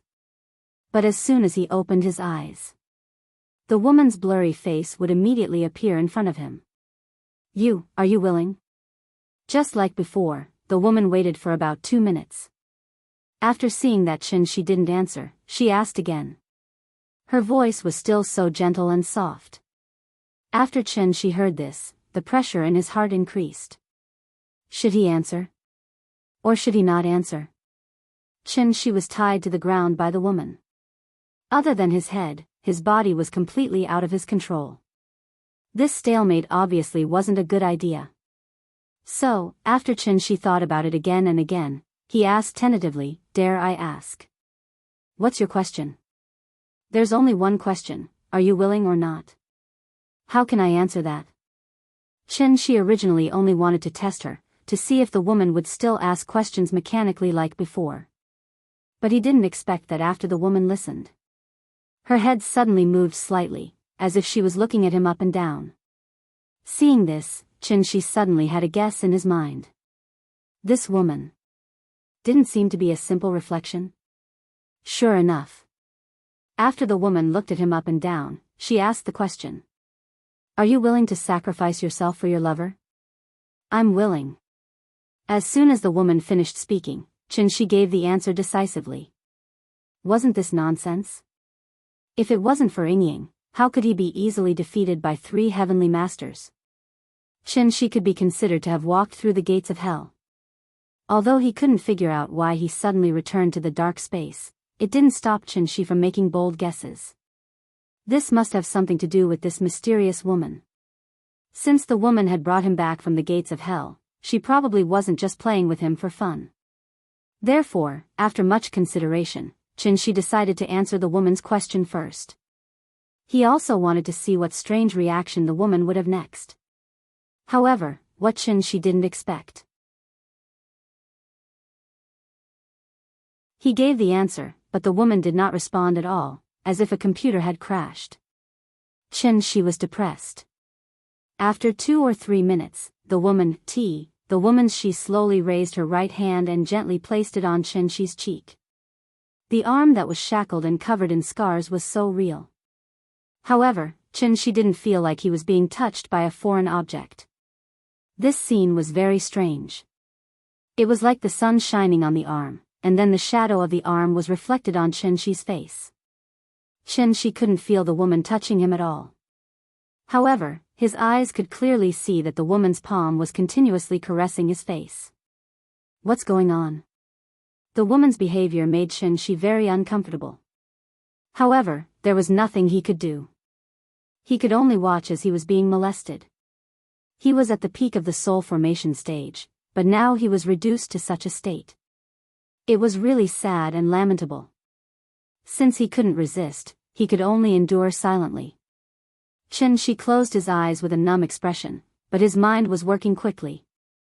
Everything in front of him was too strange. Even with his experience, he couldn't figure out what kind of existence this woman was. This scene was very similar to how he treated his sister-in-law in the past. Didn't Qin Shueqing, who was still an ordinary warrior, also let Shi do whatever he wanted? The peak strength did not understand the world of the soul formation stage.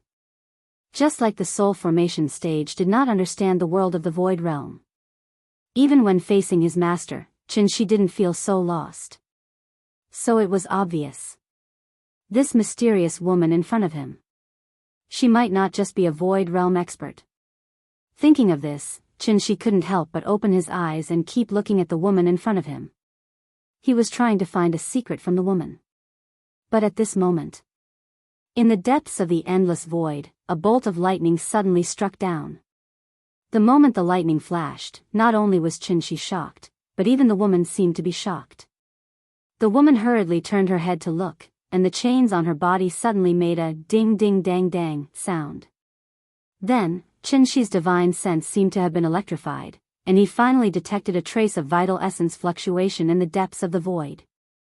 This fluctuation was extremely violent, and it could be said to be, the sky fell and the earth cracked. It was earth-shattering. The first bolt of lightning had just disappeared, and it was followed by another bolt of lightning. One bolt after another, and it didn't stop at all. In just a few breaths, there were hundreds and thousands of bolts of lightning striking the depths of the void. The bright light of the lightning was particularly dazzling in the darkness. In each bolt of lightning, there seemed to be a huge wave of vital essence fluctuation. Qinshi had never seen such an exaggerated wave of vital essence fluctuation, and he only felt that he was so small in front of this wave of energy. It was as panicked as an ordinary person facing the brilliant power of heaven. There was a great terror in the depths of the void. It was like a puppy facing a tiger, or a grass snake facing a dragon. The strong pressure brought about by the difference in realm almost made Qinshi breathless. Pressure was a very mysterious thing. Here was an example. When Qinshi faced a group of martial artists on Earth who didn't know anything, as long as he deliberately showed a trace of hostility, the other party would be so scared that they would piss their pants, and probably not even be able to stand properly. This was pressure. This special phenomenon would only occur when there was an absolute difference in realm between two people. It came from the instinct of life, so even immortal cultivators were no exception. Even though Qinshi had stayed in the heavenly jade world for a whole 500 years, he had never seen such a strong pressure. This big shot who suddenly appeared in the depths of the void. Was he just at the insightful void realm? Even if someone said that he was a tribulation true immortal, Qinshi would still believe it. And while Qinshi was struggling to resist the strong pressure, the chains on the woman's body suddenly tightened, and an unknown force was trying to pull her back into the purple flame. The woman tried to struggle, but the 9 chains on her body seemed to be electrified. The more she struggled, the more pain the chains would bring her. Finally, the woman couldn't hold on any longer. But the moment she was about to be pulled back into the purple flame by the chains, the woman suddenly stretched out her right hand, and then pointed at Qinshi's forehead.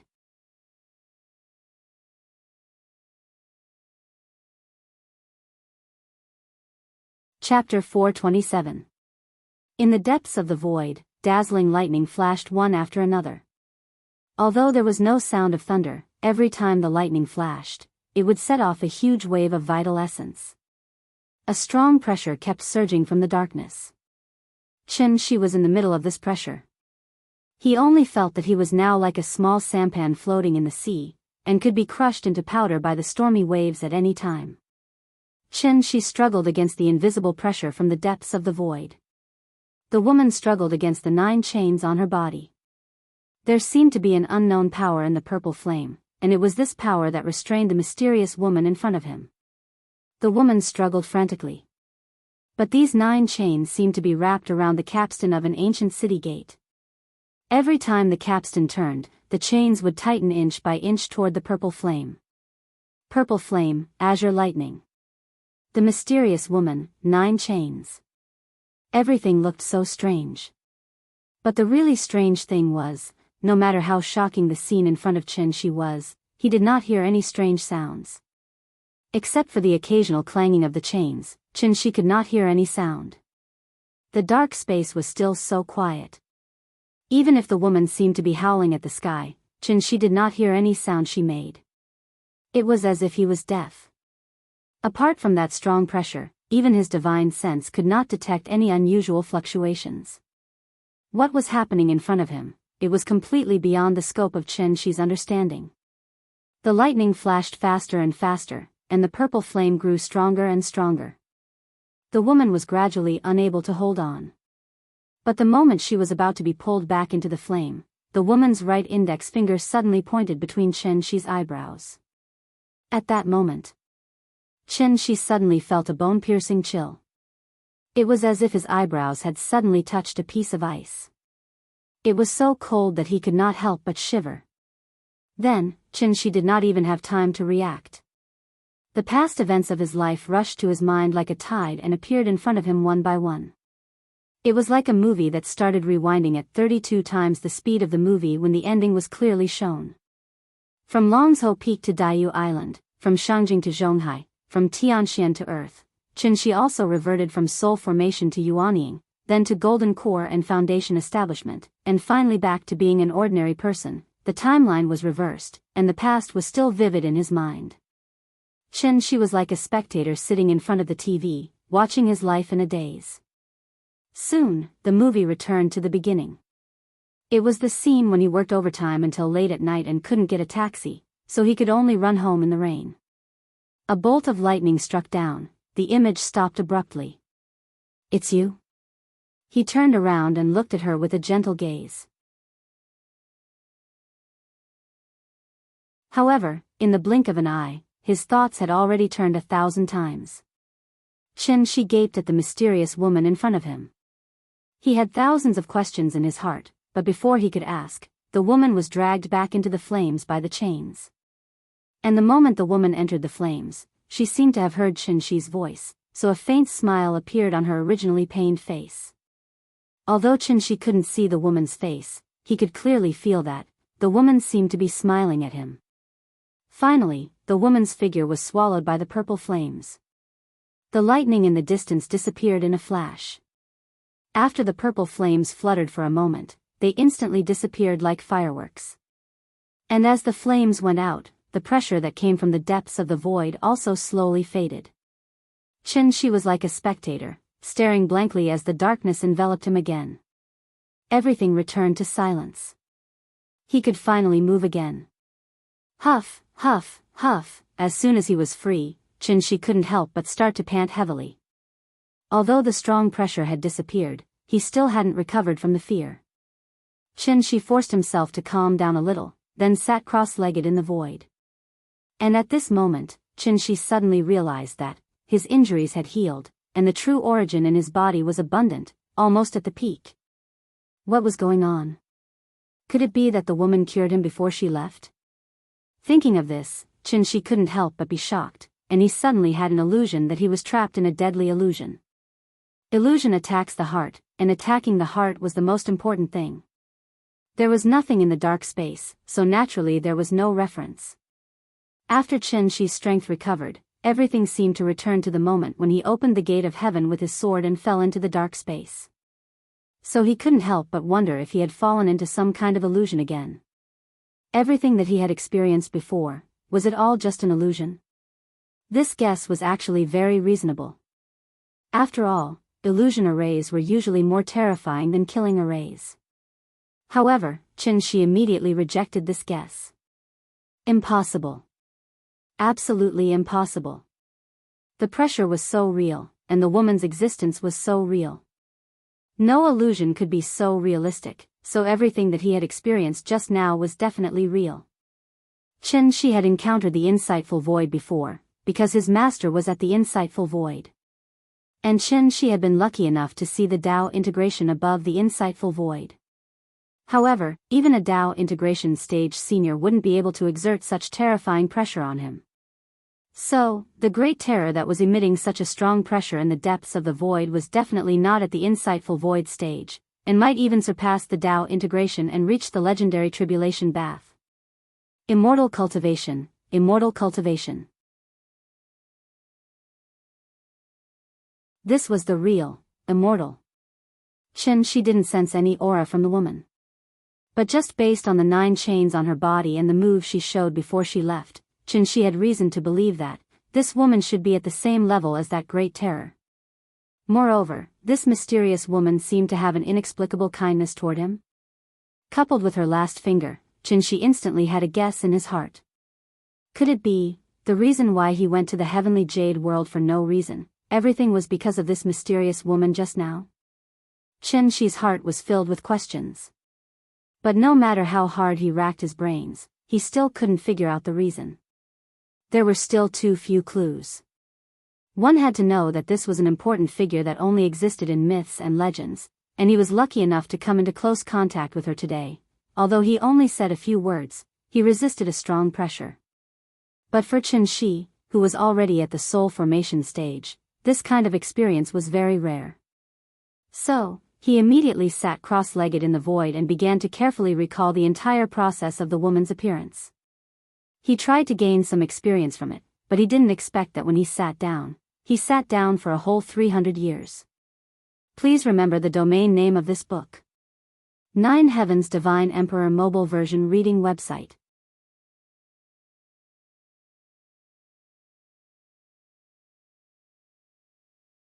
Chapter 428. In the Dark Space. Chen Shi used a strand of true essence to create a very crude timer, and then he completely went into seclusion. After his previous experience, he didn't dare to waste his true essence at all. Instead, he entered the state of tortoise rest from the beginning, and kept thinking about everything he just saw in his mind. The reason why the woman didn't have any aura on her was that she had an inexplicable kindness toward Chen Shi from the beginning, so she deliberately restrained her aura. If the woman was a prisoner, then the great terror that appeared later was obviously the prison guard guarding the prisoner. These were two great figures who had the ability to reach the heavens and penetrate the earth. Chen Shi couldn't figure it out, so he focused all his energy on himself. And what he just experienced also made Chen Shi realize for the first time that soul formation was too weak. So weak that even if he came to heaven capital, he couldn't get the soul mirror and save Ying. He was so weak that he could only tremble and be at a loss under the terrifying pressure of others. Chen Shi really didn't like this feeling. So he wanted to use this opportunity to get close to the two great figures to break through to the insightful emptiness realm in one go. Strength was always relative. In the heavenly jade world, he was the dawn divine lord who oversaw a region. On earth, he was a god who was above ordinary people. But in heaven capital, he found that he couldn't deal with the siege of the 10 celestial venerables and 5 divine generals by himself.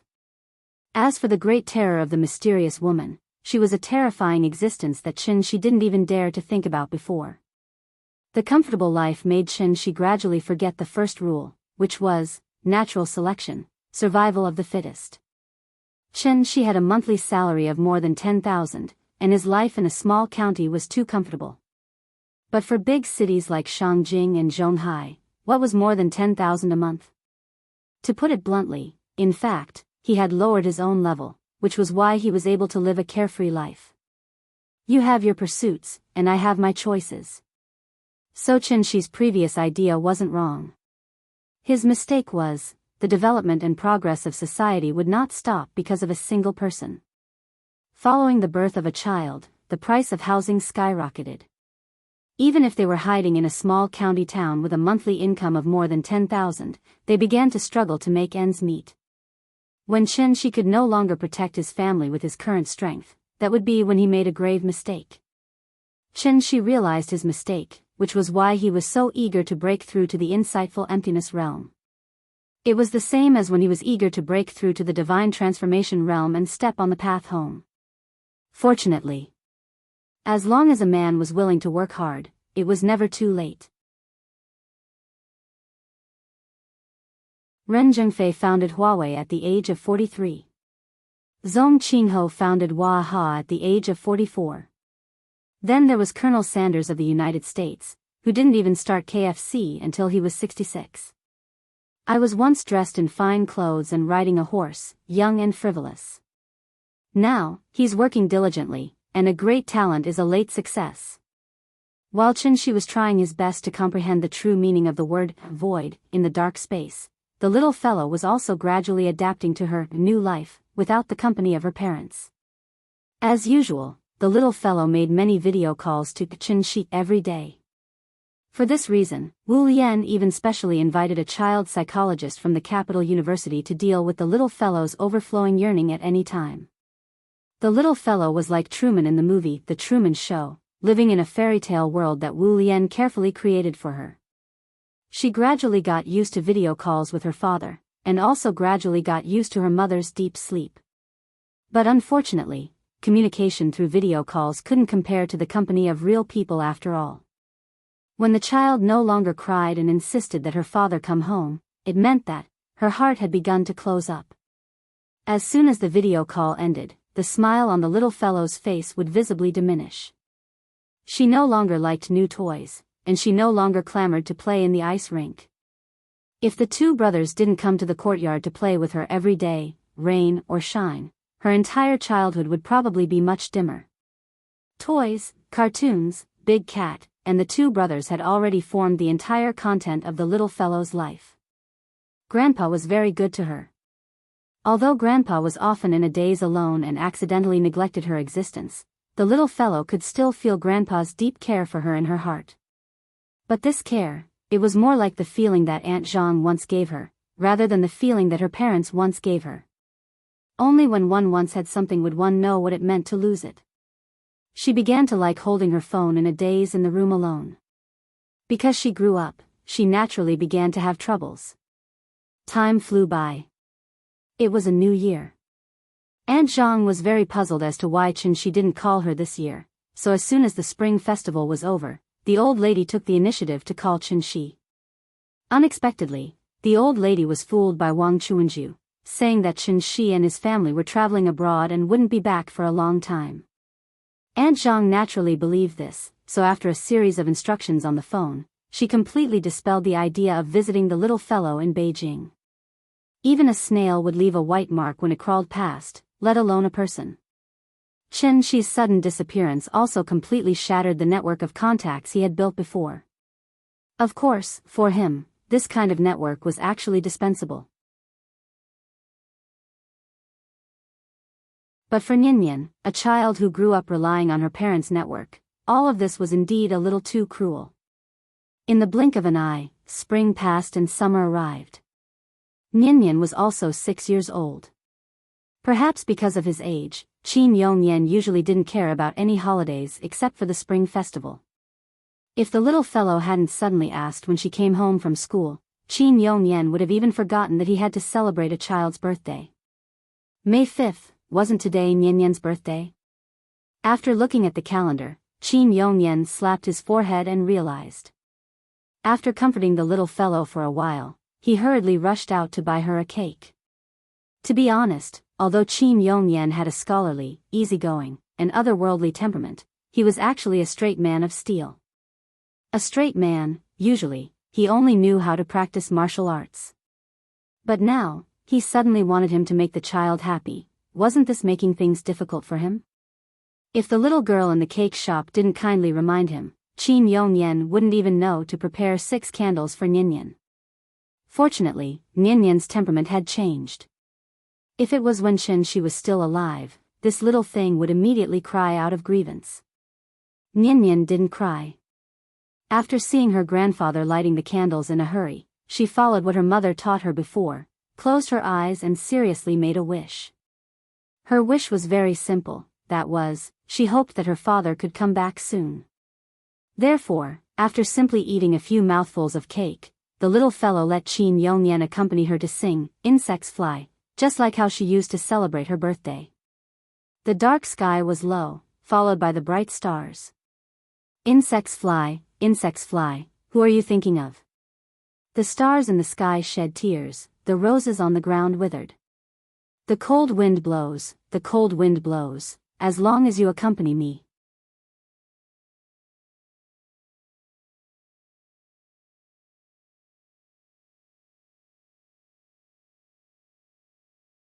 Qin Yongyan asked the teacher and found out that the two brothers had been assigned to Year 1 Class 3 next door. It was a sad story. Qin Yongyan was worried that the little girl would be scared, so he quickly comforted her and promised that he would find a way to put her in the same class as the two brothers. Who would have thought that the little fellow only nodded blankly after hearing this, and did not show any extreme reaction. On the other hand, the two brothers in the next class were so anxious that they were about to cry because they couldn't find Ninian. The first graders had just graduated from kindergarten, so they more or less carried the habits they had developed in kindergarten. Therefore, the classroom gradually quieted down after the homeroom teacher and the subject teacher arrived. The homeroom teacher first did a simple self-introduction, then began to distribute various kinds of information collection forms to the parents. This was the first time parents and teachers met. The first graders couldn't sit still, so the whole process didn't take very long. After the homeroom teacher took back the forms, she asked the parents to follow her to the multimedia classroom, where the school would officially hold a parent conference for the first graders. During this time, the children in each class had to stay in the classroom and be led by the teacher to play games with them. After the parent conference ended, the children would be familiar with the school environment, and the new students' registration would be completed successfully. They only had to wait for school to officially start the day after tomorrow. There were no problems with the school's arrangements. However, after Qin Yongyan followed the homeroom teacher to the multimedia classroom, there was a small commotion in Year 1 Class 2. As for the reason for the commotion, it was completely because of an unlucky brat. After the parents followed the homeroom teacher to the multimedia classroom, the children were guided by the teacher to play with plasticine. Nyan was wearing a white dress today. Qin Ruoying personally picked it for her. With her rosy cheeks and big watery eyes, she looked very stunning. Yes, just like her mother back then. With such an outstanding appearance and a faint fragrance on her body, the boys in the class would peek at her from time to time from the moment she walked into the classroom. Children at this age still had a vague understanding of gender, and it was more out of curiosity. Beauty was innate because it was determined by genes. Most children would enter the aesthetic sensitivity stage when they were 3 years old. They would even choose colors that they liked, such as red, blue, etc. Therefore, don't think that children couldn't distinguish between beauty and ugliness. Not only did adults like beautiful women, but children also liked beautiful women. Nyan was clearly a living beauty. Most children were very obedient, but there were always a few exceptions. Which was commonly known as brats. Unfortunately, there was a brat sitting diagonally behind Nyan. Although this brat was only 6 years old this year, he was very mischievous. He was not afraid of parents or teachers at all. It seemed that when he was in kindergarten, he was the tyrant of the class. Nyan was so cute, so the brat naturally had his eyes on her from the beginning. Of course, this brat's heart was not as dirty and dark as the adults. He just instinctively wanted to get close to Nyan. However, the way he approached others was completely unacceptable to ordinary people. This brat took advantage of the time when the teacher was teaching the other children to play with plasticine to climb to the ground and quietly crawl behind Nyan. He wanted to lift Nyan's skirt, just like he used to lift other people's skirts. However, just as he held the little girl's skirt tightly with a smirk on his face, the little girl who was seriously playing with the plasticine seemed to have been prepared. She suddenly stood up from her seat and slapped him directly in the face. Slap. Nyan did not use much strength, but the crisp sound of the slap alarmed the entire classroom. The brat was stunned. He was stunned for a long time. When he saw the teacher rush over, the brat's grievance seemed to have found an outlet. He couldn't help but burst into tears. Chen Nian. What are you doing?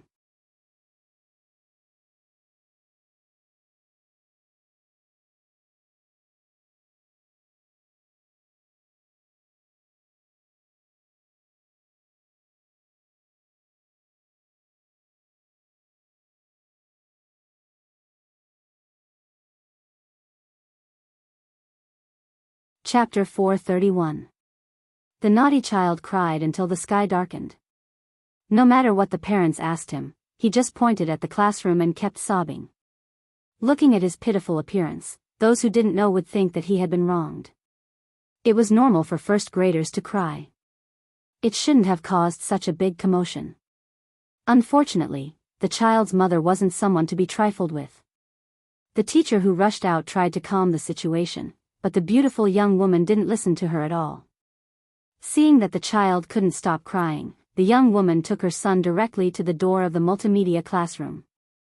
Then, she squatted at the door and slowly coaxed her son.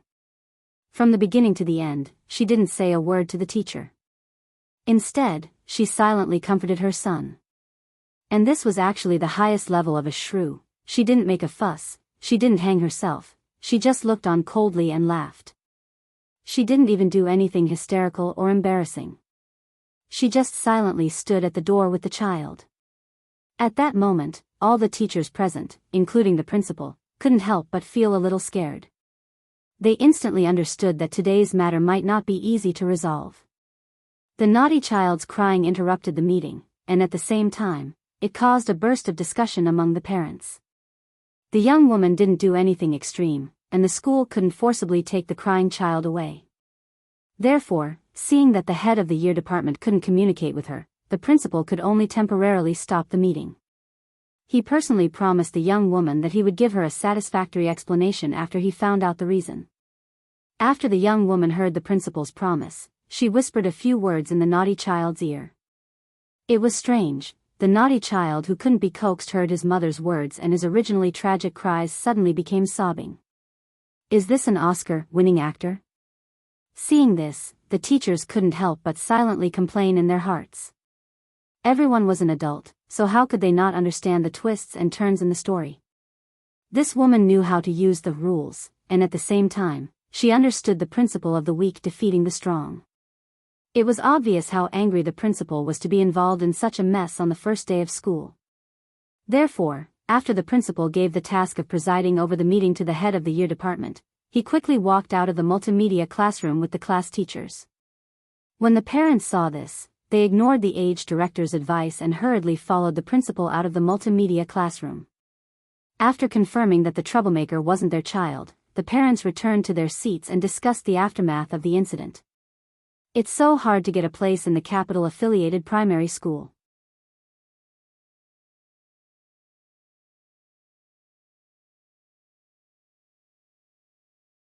And children, in addition to being particularly prone to crying, actually had another characteristic, and that was, they were especially stubborn.